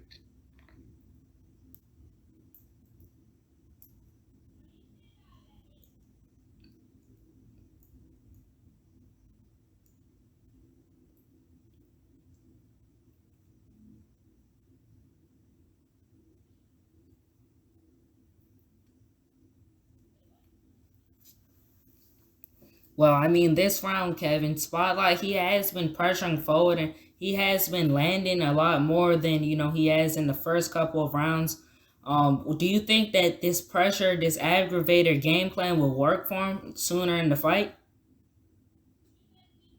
And most definitely, as they both slow down, when the fight gets closer to the 10th round, I think that will work very well for Spotlight, especially if he can land quite a few body shots on Johnson. Yeah, Johnson, he's doing really good with the stamina management right now. But I mean, I honestly don't think that I don't think that'll last. I mean, the stamina management it may last later in the fight, but if Spotlight's pressuring forward is in winning rounds like that, then I don't think that Johnson's gonna want to stay in the same game plan and getting backed up. Really successful round for Spotlight with all the pressure and counters. He's pressuring him and countering as well, so that's a really good skill to have.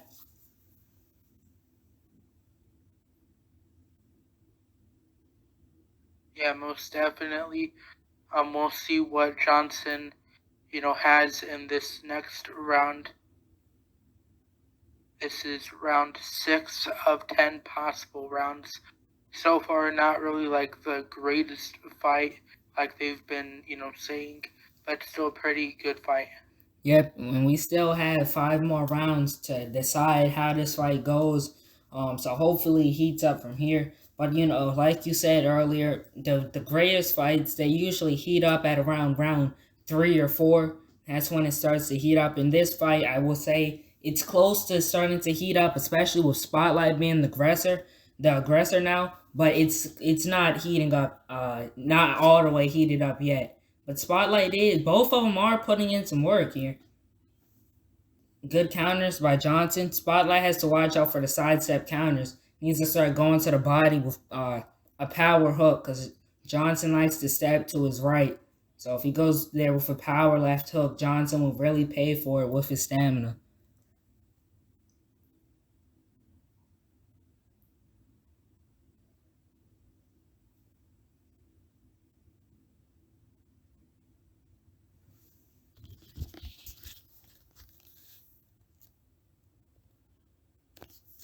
Straight to the body by Johnson.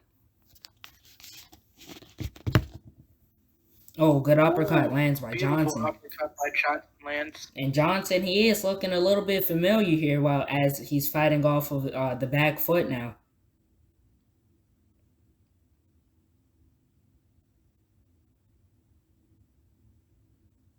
Good straight. Nice straight. Yeah, beautiful straight by Spotlight.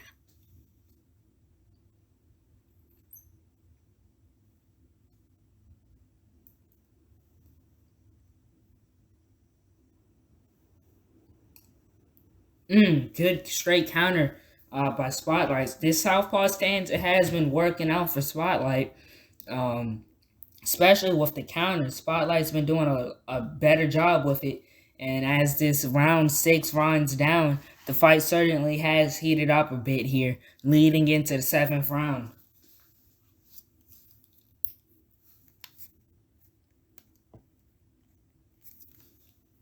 So, Kevin, a pretty close fight, or pretty close round.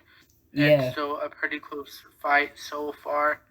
I think Johnson is up probably 5 rounds to 2 or 4 rounds to 3.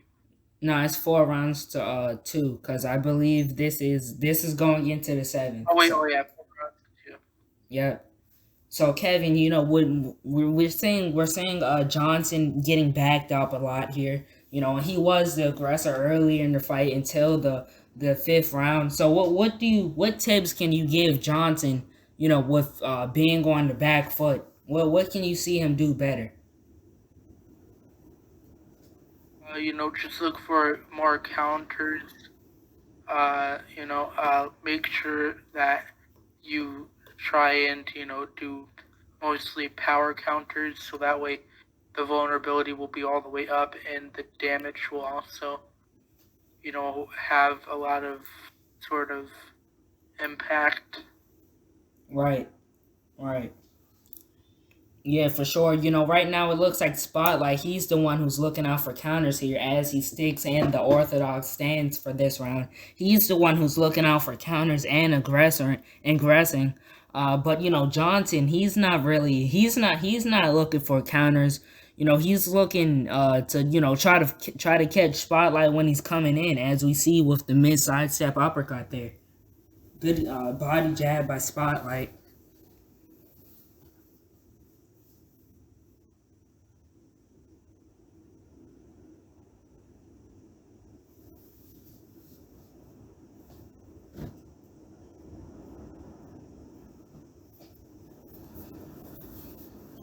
And, like, in this fight, I've seen this a lot. But, last round was a really good round. And I've seen this round being able to heat up and, have this fight really be a good one. But, it seems that they're taking a step off to, recuperate here.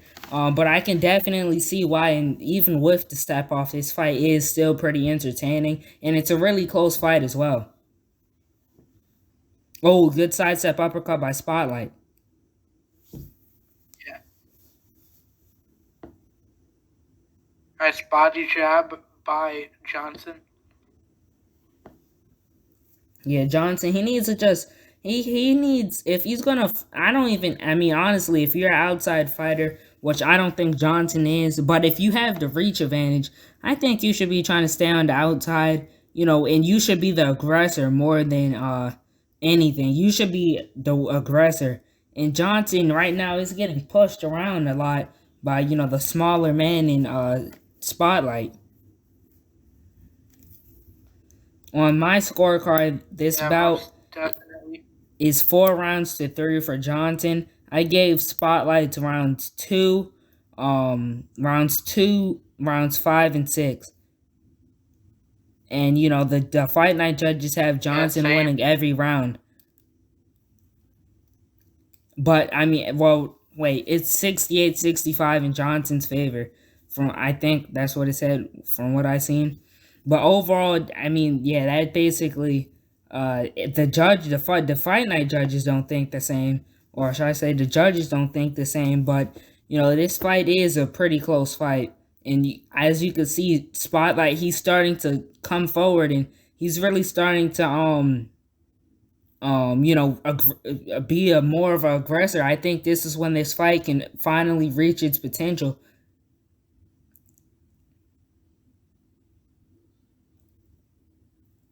Yeah, most definitely. It's Spotlight, he is using the straight quite a lot.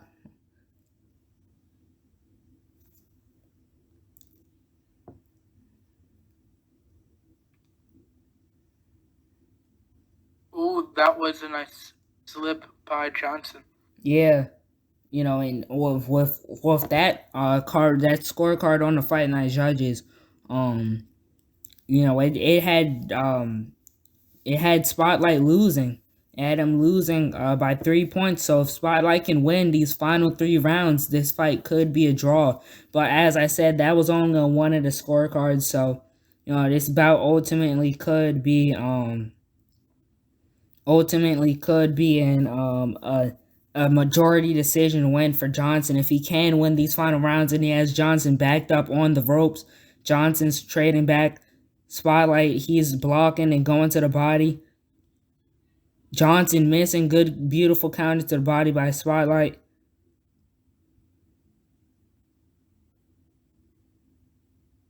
Spotlight doing amazing this round. This has mainly been his round, basically the entire round. And yeah, I'd say this is definitely a 10-9 for him in this round right here. For sure. But, next round, we'll see what Spotlight can do. If he really wants to secure himself this fight, he needs to, push it up with the aggressiveness, not higher. I see he's aggressive. In Spotlight, he can get aggressive when he wants to.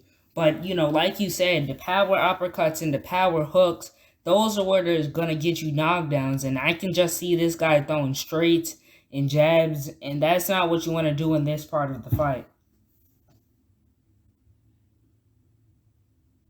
And most definitely, and finally, Johnson's stamina has gotten off of 100% and is currently on 96%.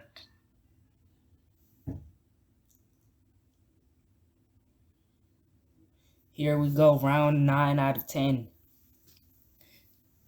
Johnson is already backing up. Spotlight, he needs to take advantage of that. He needs to, like I said, he needs to go for a knockdown if he really wants to secure himself the fight. And, I hope Spotlight doesn't do what we've seen him do. Right there. Oh, yeah, these guys are trading.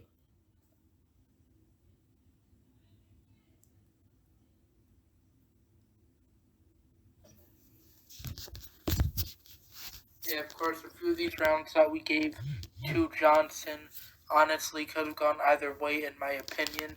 So, like, you know, it could be, you know, either way, or even, like, a draw soon. Yeah, the If, bout could be what's his really name? close. If what's his name can, you know, win these last 2 rounds.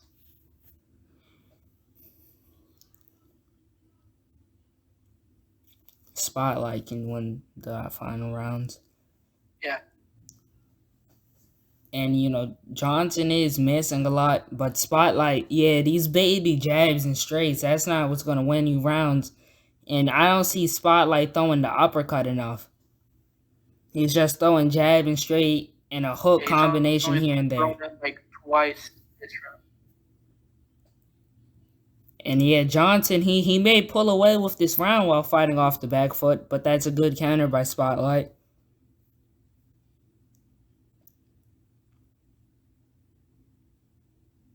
Oh, good uppercut by Johnson, but Johnson does wear down his stamina a little bit.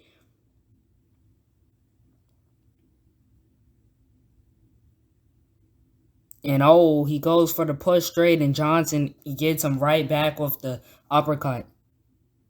And oh yeah, if you guys did not know, I will be fighting Spotlight at middleweight and at heavyweight.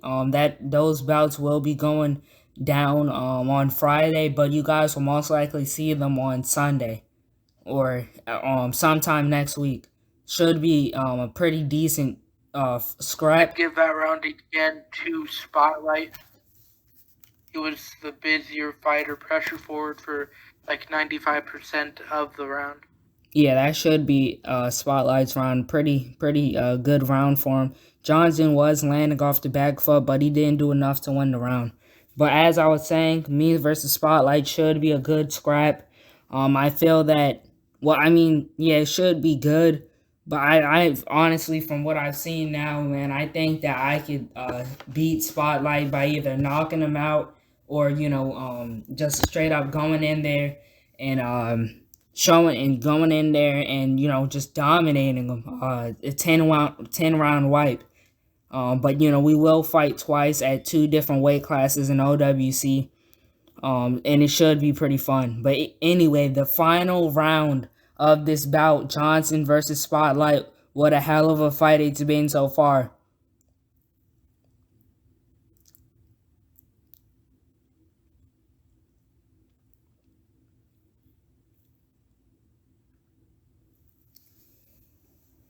Good shots to the body by Spotlight.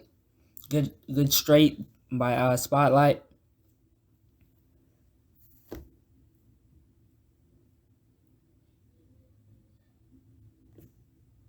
Good body, good those hooks to the body by Spotlight. Spotlight misses with the power straight. Good combinations by Johnson. Both of these guys seem to be doing really good. Good straight by Spotlight.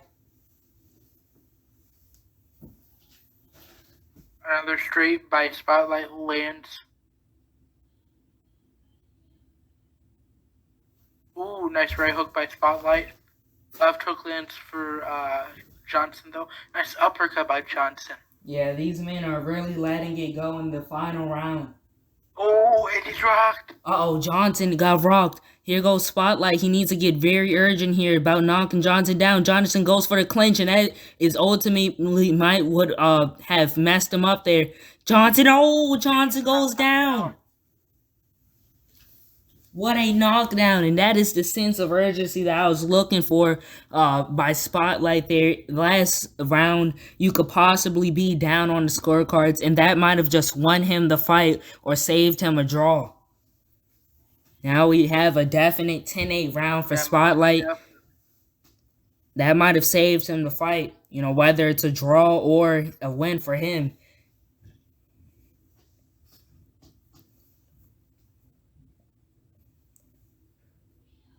And Spotlight, he's really backing off here. He's basically telling Johnson, I got the knockdown. You need the fight. I mean, yeah, you need the round. Johnson is not sensing any urgency here, and we will go to the judges' scorecards. if we look at my scorecard, I have it 1, 2, 3, 4, 5, 6. I have it 96, 93 spotlight, but let's hear what the judge has to say. Oh, and Johnson with the win. Oh, wow. I wonder what the scorecards look like for this one. But honestly, pretty decent scrap. Might have been like the commentator scorecards. Oh, so it was very, very close. They had him winning 95-94. I had Spotlight winning 98-96. But overall, pretty decent scrap. I wouldn't say fight of the year or anything. But definitely, I mean, I could see why they'd say it's fight of the year, because that twist at the end was really, really, intense, and that really left a question mark on a lot of people's scorecards. But anyway, we will be back with the co-main event in a few.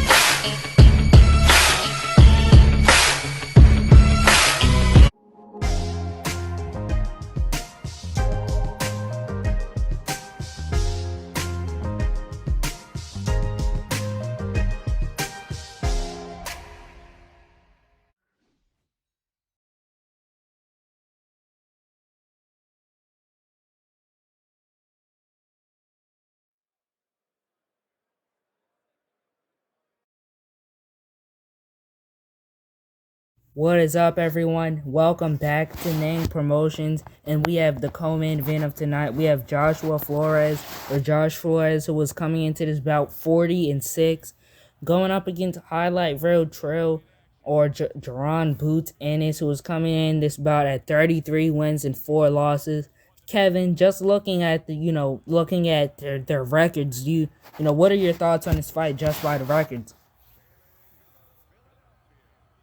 It's a very even matchup record-wise, and I can't wait for this fight. So here we go. Yep, round number 1.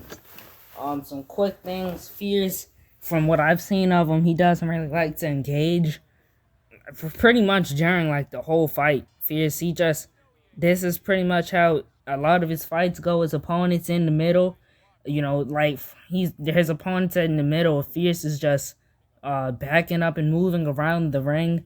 But Fierce does all of that with a plan in the back of his head. He looks for counters and stuff, and he does pressure when it's needed, but it's just not, he doesn't pressure too much.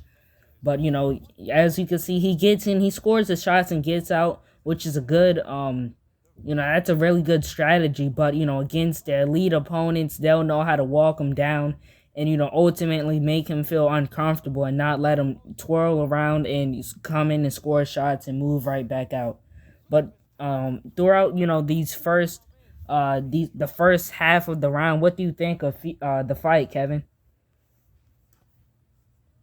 So far, not too much action. The other guy, what's his name? True. Who's in the middle of the ring? Yeah, True. Trill. Yeah, True. Trill has been the one who's landed all of the shots. I don't think the other guy Fierce has really landed any shots. Yeah, Fierce, as he landed a nice little jab straight combo. But that's pretty much everything that he landed so far. And Trill, like I told you, he has a really good counter punching along with great defense too. So, that's maybe why, Fierce doesn't want to go all the way in. And I've played Trill before, and he completely dominated me. But with all of that being said, I felt that I could do better, and I will do better if we do face off in the future. But, Trill's an overall good fighter. Definitely 10-9 Trill in the first round. Fierce has only landed like 2 shots in total in the first round to Trill's like 20 shots, I believe. Yeah. And I mean, this is pretty much how the fight's gonna go with. Fierce can't make any adjustments. Trill, he just takes what's given to him. He's not gonna go out of his way to, score points. You have to come to him, or, he'll go and score his one little power straight, and then, he'll be like, you have to come to me. But you see, he's just looking to score off the jab and the straight counter.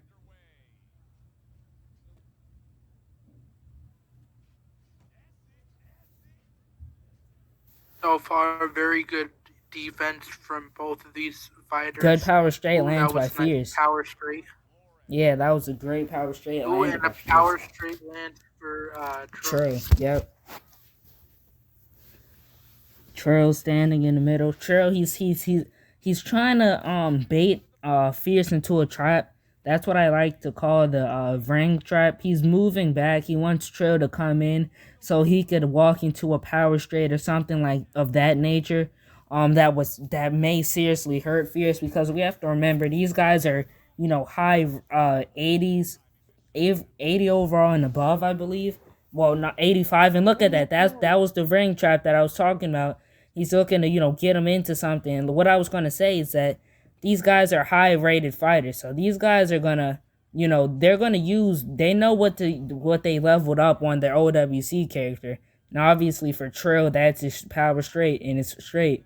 So he's going to try to bait Fierce into that, power straight. But yeah, Fierce good defense, but I can definitely see that Trill, he knows what he's doing in there. He knows what he's doing with Fierce, and Fierce is walking into the traps, I feel. Ooh, that was a nice counter jab by Trill. Yeah, Trill's doing a good job of countering. Fierce, he's trying to, and I can see Fierce. I see him. He's going. Yeah, he's doing a pretty decent job. From what it looks like here, of trying to pressure him. But that he's not pressuring enough. And when it really counts, he's not pressuring. Like you can't pressure at the end of the round and expect to win a round. You have to apply some pressure in the middle and of course at the start of the round. But I can see Fierce is a good guy. He knows how to adjust to the fight. We'll just see when he adjusts, and he has a nice cut over the top of his right eye right now. I'd say 20-18 for Trill. Definitely round 1, but round 2 was a little bit closer. But I'd still say Trill definitely won that round. Yeah, round 2 for sure. Trill won that round, especially with the stun. And we can't fail to forget that if it was about 2 more punches while Fierce was stunned, then Trill would have knocked him down. Good counter with the left hook there by Trill.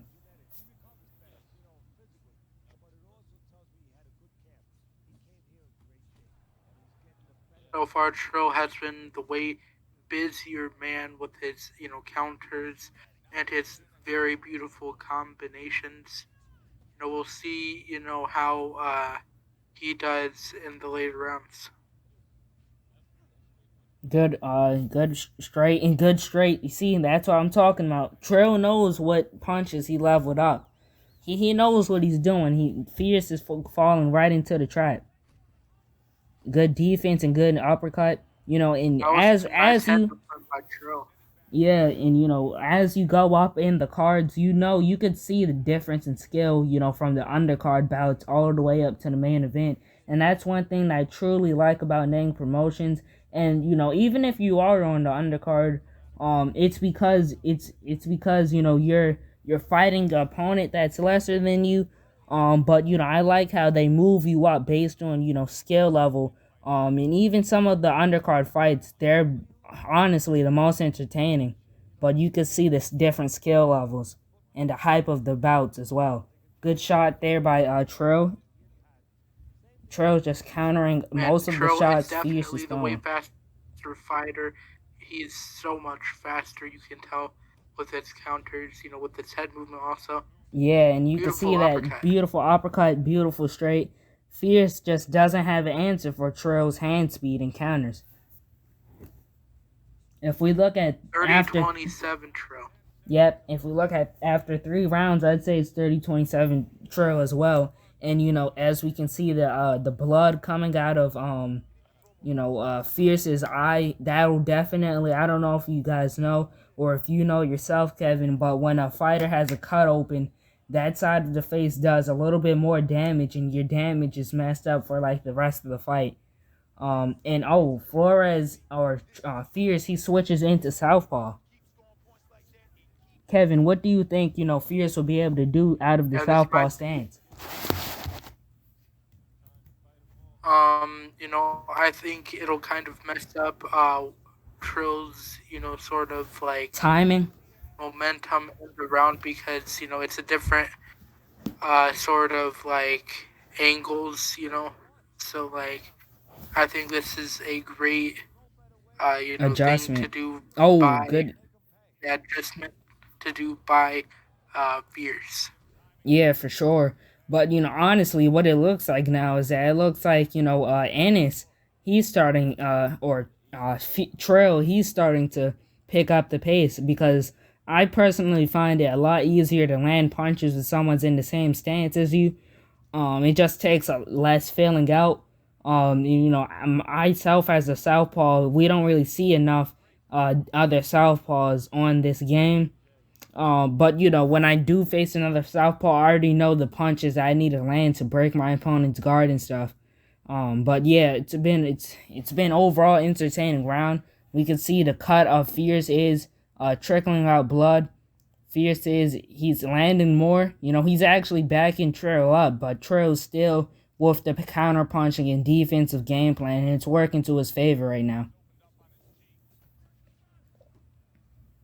Yeah, Trill's still doing very good even after that adjustment by Fierce. But let's see what other adjustments Fierce can make sooner in the fight within the rounds. Right, good uppercut. Sidestep uppercut there by Trill. Good, and another sidestep uppercut there. And that is the end of round 4. 40-36 for Trill on my scorecard. And Trill has a nice little cut under his eye as well. That was likely caused by a power straight or something. But yeah. And wow, that the cut on Fierce, that's been terrible. It's gotten a lot worse.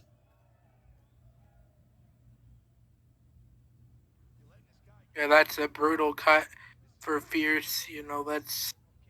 So far it's been a pretty entertaining first 4 rounds. Let's see if they can, speed things up in these last 6 rounds. All right. Here we go, entering round 5.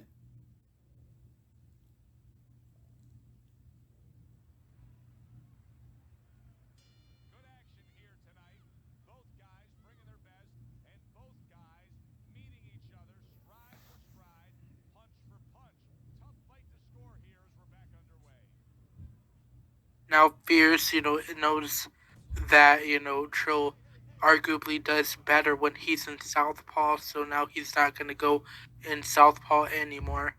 Yep, but it just seems that Trill has Fierce's number all around today. But this may change later on in the fight.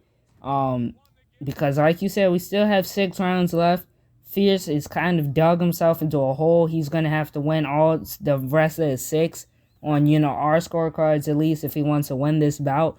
But we'll see what happens. What Fierce has in store for Trill. Obviously knockdowns could be a factor in the fight too. But yeah.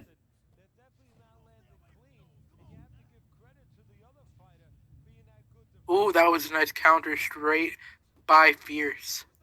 Both of them missed with power straights. Good sidestep uppercut by Trill. And he misses that uppercut that time. Both of them miss their punches. Nice uppercut and another uppercut by Trill. Yeah, Trill taking advantage of the speed. For that uppercut. Oh, good straight. And that really hurt Fierce. Oh, good uppercut lands by Fierce. And straight by Fierce. In OWC, nice, since Nang Promotions is an OWC league, in OWC, I don't know if you guys know, but the styles that you pick really matter. And if I were to pull up this chart on my phone real quick, give me a minute.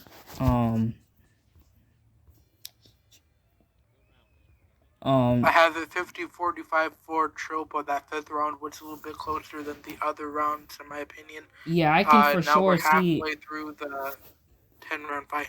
Yeah, I can for sure see it being, the 5th round being Fierce. He landed some pretty decent shots.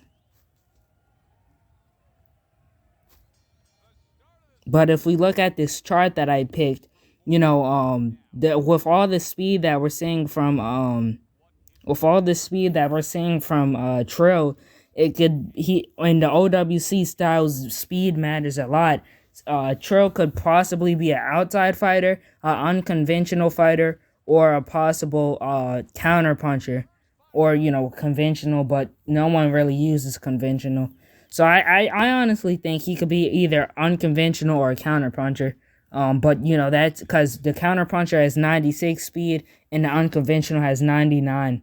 But that speed sure is shining through though. Yeah, I'd say Trill is probably an unconventional fighter.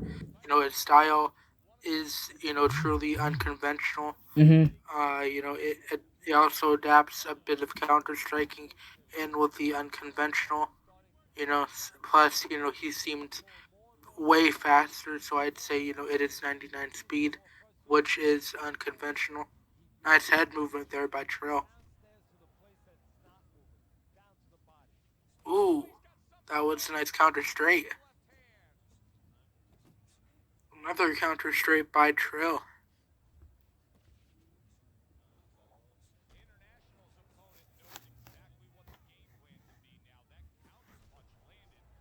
Good straight lands by Tro. And wow, Tro, my goodness, bro. This he's really finding the mark with these power straights. And oh, there goes.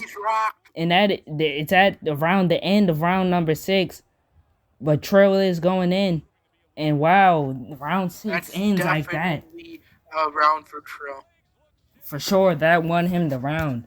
That Trill, I mean, this is a masterclass performance by Trill. He's doing a great job.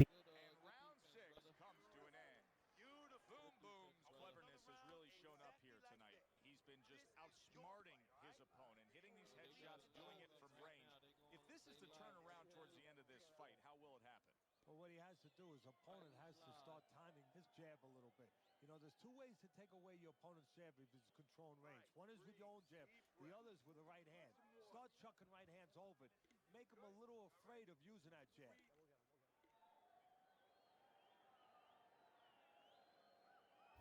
Yes, that cut is nasty. 7, we have about 4 rounds left in this 10-round fight. So far, a beautiful performance by Trill. Mainly one-sided, but a few rounds, Fierce has done pretty well in a few rounds. Yes, he has.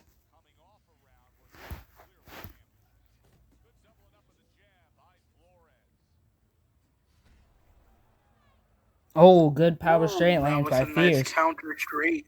Yeah, Fierce, that was a beautiful power counter straight.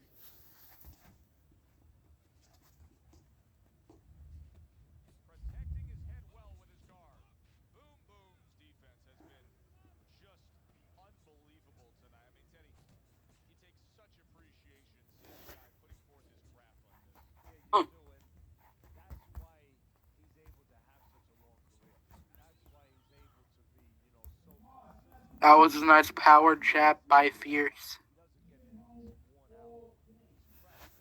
Now, as these rounds tend to pass by more and more, I think we'll see Trill start sort of, what's the word? Letting up. I forgot the word. Yeah, letting up on his strikes. Because he probably knows he's up 6-0 or 5-1. So he might start hesitating a bit more. Because he knows that he's definitely ahead. Right. But he's still doing very well in striking. Yeah, he is. He's definitely doing a great job on the striking.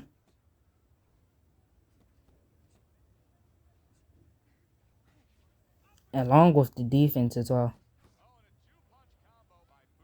And that shot hurt Flores. As he pops that 1-2, he immediately brings his wow, Fierce making a miss. Fierce, Trill making a miss there at the end of round 7.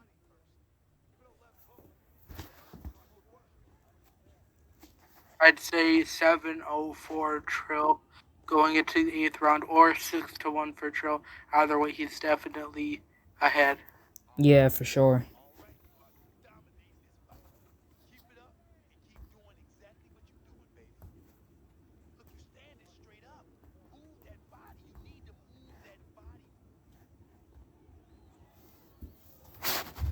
Man, I think we can expect to see Trill play around a little bit more, as he knows that he has his fight in the bag on our scorecards.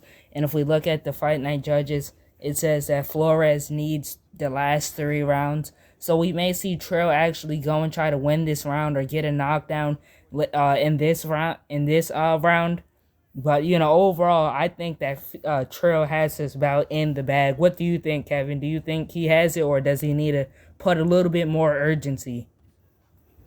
I think he definitely has it. I don't know, why they gave him this. They gave what's his name? Fierce. The 7th Oh! round. Oh! Is that a Knocked flash? him Oh! down. Beautiful Flash picture knockdown. perfect counter by Trill, and that knocks Fierce down for the first time in this bout. Fierce is rising up to his feet though.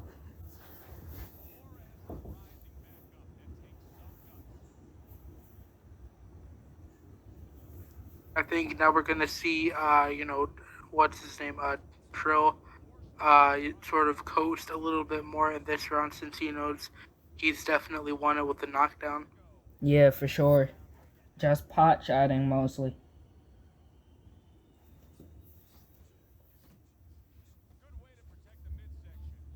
And wow, Fierce. Beautiful uppercuts by Trill.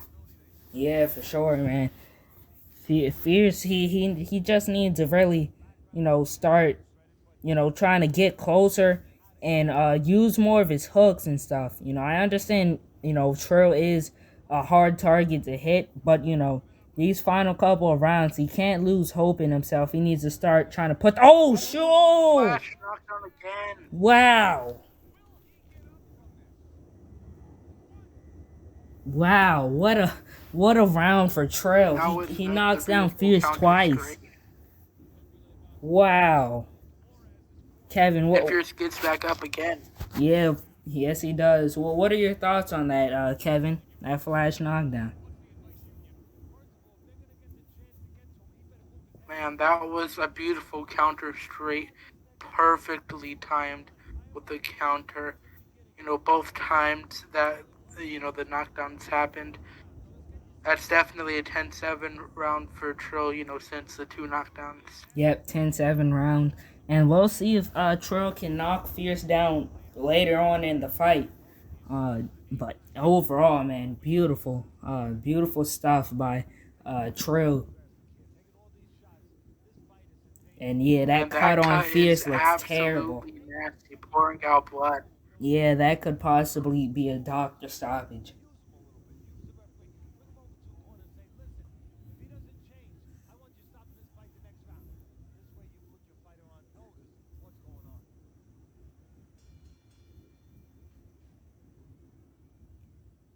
Here we go, final 2 rounds.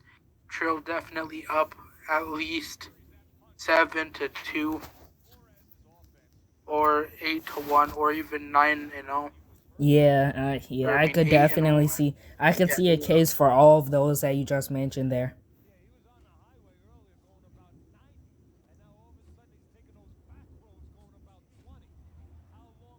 Oh, good uppercut by both men. Beautiful counter uppercut by Trill.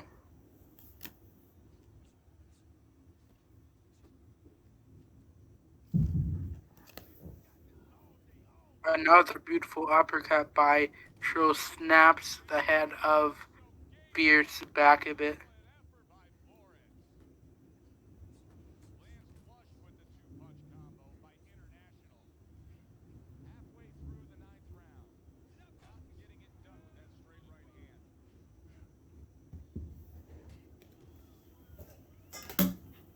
Yeah, Trill definitely coasting off here this round. Just trying to, survive because he knows he most likely has this fight in the bag. Well, after a round like that, he most definitely has the fight in the bag. But, Fierce, I mean, I see him trying to pressure and look for counters. But, you have to throw that second thing out the window. You have to try to pressure as much as possible here in a situation like this. Even though I do know that Trill is a very slippery opponent and very hard to hit. Yeah, most definitely. As we can see, so far from, his head movement, it's been absolutely beautiful and on point. Oh, man. Yeah, Fierce is truly lucky to get that clinch there, man. That uppercut almost took his head off, but he got the clinch. I could honestly possibly even see people giving that round over to Fierce, honestly, if we're being completely honest. And over here right now it is. Yeah, I have it 7-2 right now for True. Yeah. Yeah. Well, if you It's guys very hear hard to thunder remember over here, it is storming. You know, a hurricane is supposed to be coming or something. And yeah, last night it was like a terrible storm. And yeah, you may hear storms and stuff today. But yeah, I mean overall, yeah, great performance by Trill. And oh, beautiful sidestep uppercut by Trill. Final round of a beautiful performance by Highlight Real Trill.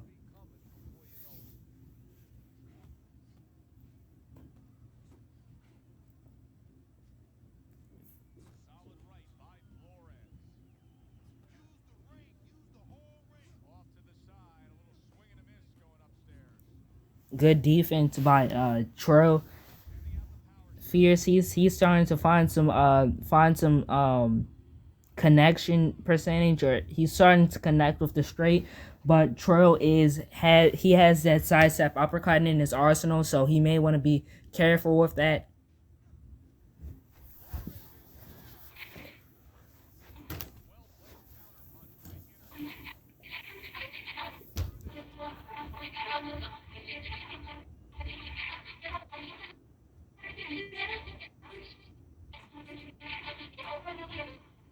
Kevin? Oh, good sidestep uppercut by Trill as we enter the final minute of this 10-round bout.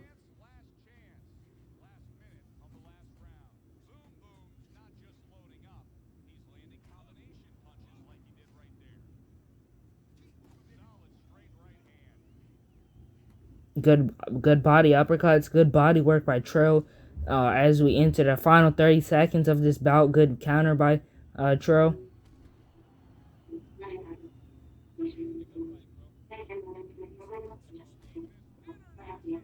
Oh! Counter sidestep uppercut drops Fierce. It stunned him, and then the straight finished the job to drop Fierce.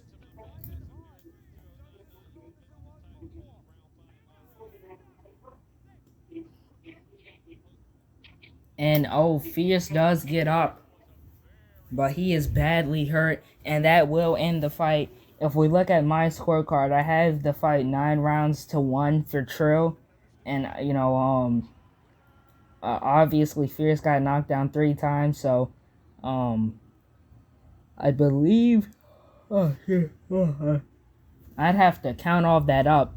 But you know, I have it 9-1 for Trill. I could possibly even see it 10-1 for him. But yeah.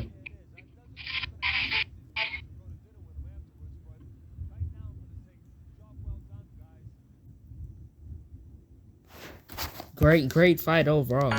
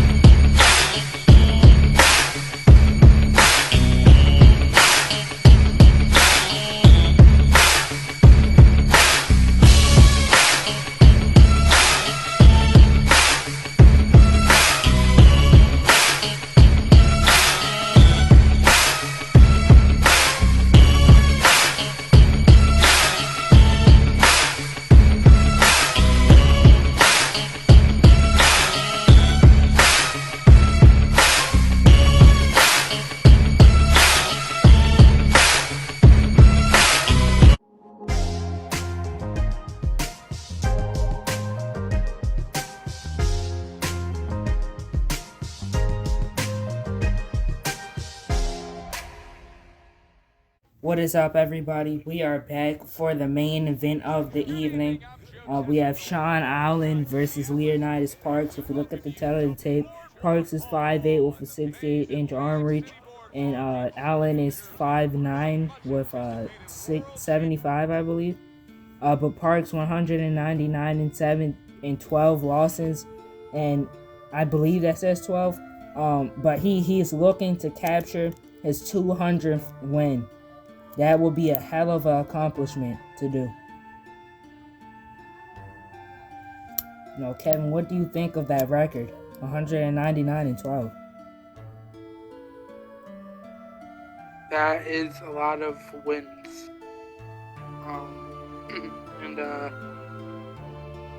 Yeah. And his especially opponent, compared to this dude, Sean Allen, with only 25 wins. Yep, and 9 losses. No, kind of, Sean Allen coming into this fight as a huge underdog. A huge underdog, man.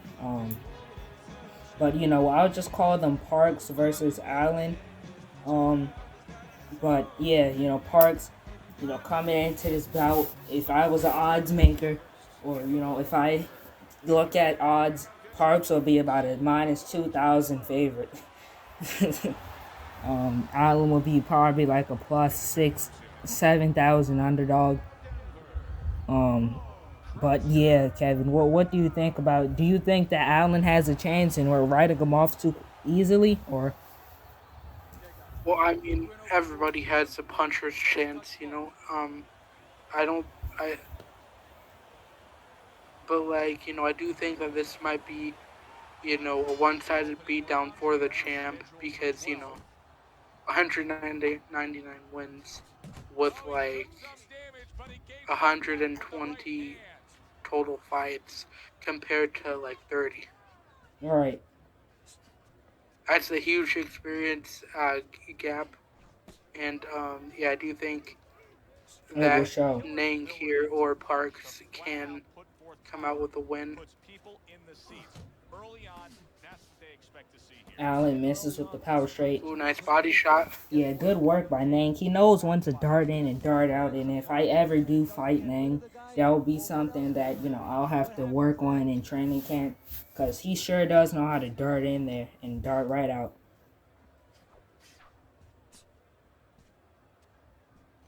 Allen, he kind of looks confused. I can see that he's visually frustrated. He's not able to land anything.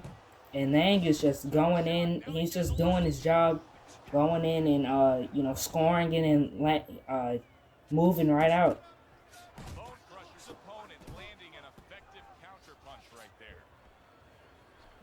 The killer's able to land a good, solid left hand. Nice jab by Ning. And I will be right back. Take over from here, Kevin. Okay. I'll be right back. Okay. Nice body straight by Ning. Then he lands a nice body uppercut. Still pressuring forward. We got about 20 seconds left on this first round of 12 possible rounds because this is a title fight. Nice straight by Ning. It's left hook, then a counter straight. That is it for the first round. 10-9 Ning, he pressured forward basically the entire time. Outlanded Allen for the most part. Landed the better shots, landed a few body shots. Definitely 10-9 Ning here. We'll see what Allen can do here in the second round as we get to it. Here we go. Nice body jab by Ning. Straight lands for Ning. Body shot lands for Ning. Then a beautiful counter right hook.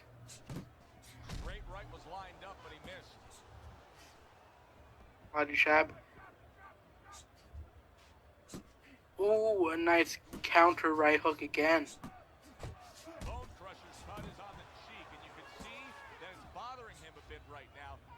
Ooh, and he's hurt already. Nang with a flurry of punches as Allen is hurt.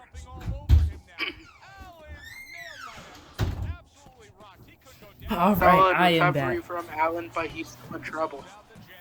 Wait, what happened, Kevin? What happened at the... Allen got hurt real bad, but is, recovered. Oh, okay. So, how did the rest of the first round go?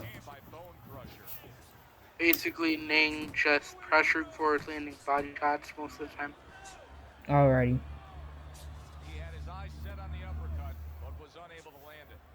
Nice body jab by Nang. Ooh, uppercut lands for Allen. Nice body shots by Allen. Body shots lands for Nang, though.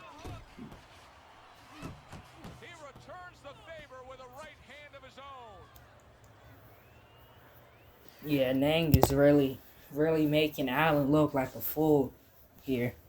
Yeah, I'm sure Allen, you have to be decently good to build up a record of 20, 25-9.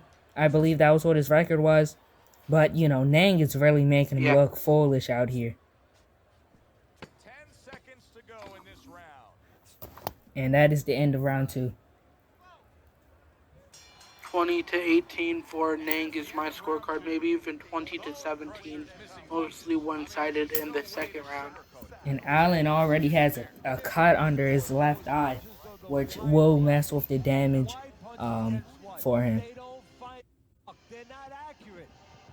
And then switching out, I believe he was in southpaw for the first 2 rounds, but if he wasn't, then he's switching to southpaw. He's really looking to get a knockout. Oh yeah, he was.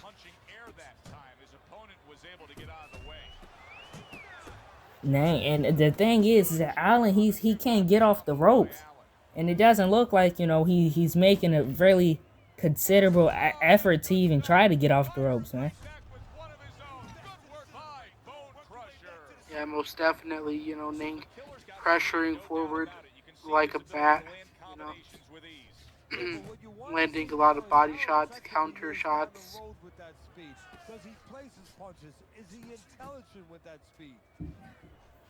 And he clinches up with him. And they separate the clinch. Oh, Allen. And wow, Allen, he wasn't able to apply any pressure before Nang was able to get in the clinch and basically waste all the stun time. Allen's getting reckless here. He will get knocked down if he starts doing that stuff against Nang.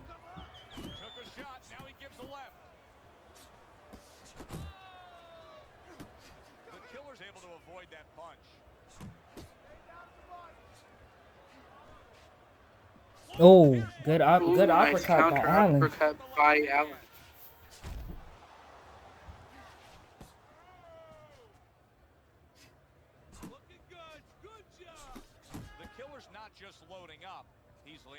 We got about 30 seconds left in this third round of 12 possible rounds because this is a title fight.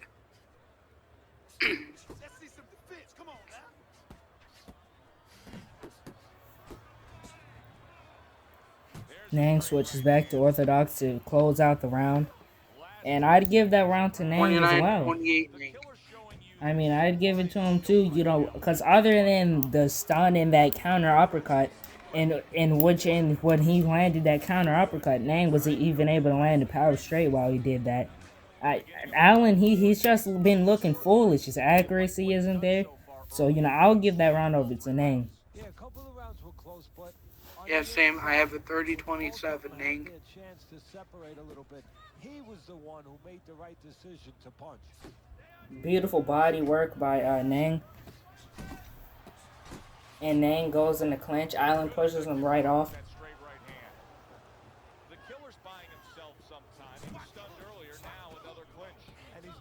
Good power straight lands by Allen, and Nang sees that, and he switches to southpaw, because if you're in southpaw, and your opponent's in orthodox, then the power straight is just that much harder to land in this game. As you can see, Allen's not having any success with it. Allen, I'm not even gonna lie, Allen's kind of looking like a bum out here, man, right now. Yeah, most definitely. And it's not even about Nang, you know, it's not even about Nang making him look like one. You know, all I see from him is jab and power straight and jab and straight. You know, I don't see anything else, and it looks like he kind of quit there for a second. And Nang is going to put the pressure on him. Nang's going to hop in the clinch. Nang putting the pressure on with the double straights and then the body shot. What a combination by Nang. Allen, man, it's not looking good for him at all. That's one thing for sure. Allen's now getting back up off the canvas.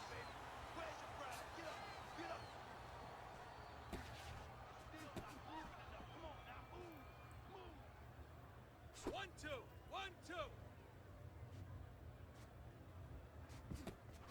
Allen not able to land anything. Oh, another straight that rocks him at the end of the round. Allen truly got saved by the bell there, and I can see Nang going route to getting an early finish sometime soon. Right now, you know what? What do you spend time on? You want to spend And it's definitely probably in the next couple rounds. But first you gotta make sure he revives. You gotta get him clear. Oh, he gets rocked once again. Allen gets rocked one more time. Nang firing off, looking to get the knockdown. Going to the body. Allen pushes him off. I mean, Allen, one thing is for sure, Allen has pretty good defense when it does matter. But, I mean, it seems that whenever he doesn't, he's getting rocked or, you know, getting hit a lot. 1 second you're in control, the next second you're not. Allen misses with the power uppercut. Nang comes in with a straight. You know, Kevin, what do you think of Nang's performance here? And Nang, after this bout, word on the street is that Nang plans to move up to middleweight to, you know, face greater challenges up there, you know, as we can see by his record. And, you know, this could possibly be his 200th win at lightweight. He'll be moving up to middleweight to, you know, defend his throne and hopefully, you know, unify his titles up there. You know, what do you think about Nang's performance, and how do you think Nang would do at middleweight? He kind of is undersized there, as he's 5'8" and only 68-inch arm reach. And a lot of the guys at middleweight, hell, my fighter, Ahmad Williams Jr., he has 75-inch arm reach and he's 6'1". So it's going to be some tough challenges out there at middleweight. But, you know, how do you think he'll do there, and what do you think of his performance today? Yeah, his performance is absolutely amazing. You know, non-stop pressure, body shots, counter shots. I think he'll do okay. Not really like too good, but not too bad at middleweight. You know, a bit undersized, but I think, you know, if he can do what he's doing here right now, which is pressuring forward with body shots and counter shots, and I do think he can do decent at middleweight. Yeah, I think so as well, because his opponent, we can't sit here and forget. I mean, his opponent's not the tallest, and you know, being tall in this in this game, it's not gonna get you rounds. But you know, playing long, you have to play long, and his opponent has a 75-inch reach here. Surely he's not the best opponent, as we can see. You know, Nang's making him look like a bum, but you know, there goes another rock, and Nang's likely gonna knock him down. But yeah, we can see what Nang's doing to a 75-inch fighter right here. This is the second drop of the fight, basically the third done of the entire fight, and he barely gets up. This is not looking good for Allen right here. And the sad part about it is that you can't make a case for Allen to win any of these rounds. They've all been very, very one-sided. And maybe even a couple 10-8s here, because Allen hasn't really landed too much. Yeah, like you said, I think maybe on your scorecard, Kevin, we could see a couple of 10-8 rounds or so. Yeah. And I mean, he's able to land, but it's nothing meaningful. and he's always landing off of the ropes, and it's always some baby jab or straight. That's what he lands. He's not landing any hooks or uppercuts. And I mean, just as I'm talking about him, Allen's able to land his own hook. But as you can see, Allen right back to being, old sloppy Allen, not landing anything and just throwing. Ooh, nice counter left hook by Ning.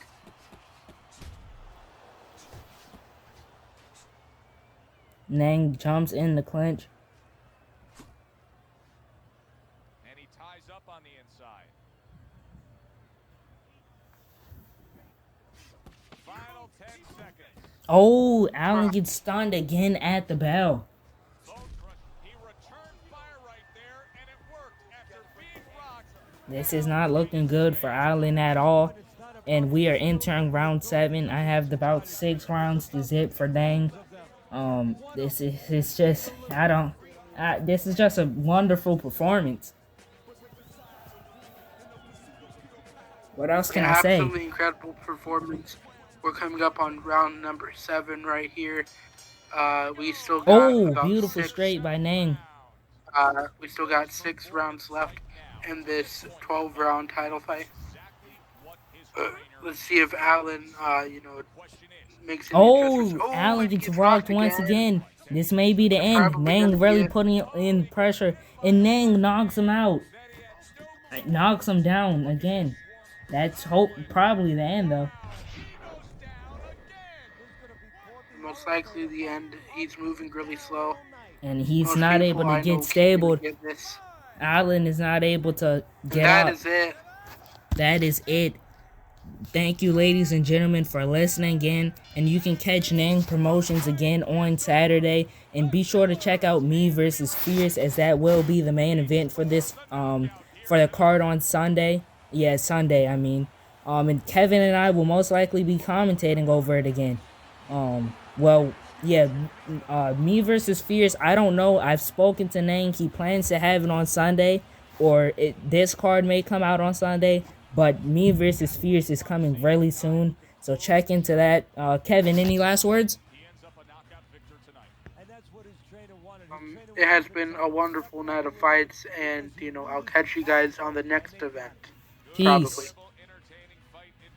For Teddy Atlas, I'm Joe Tessitore saying thanks for being with us.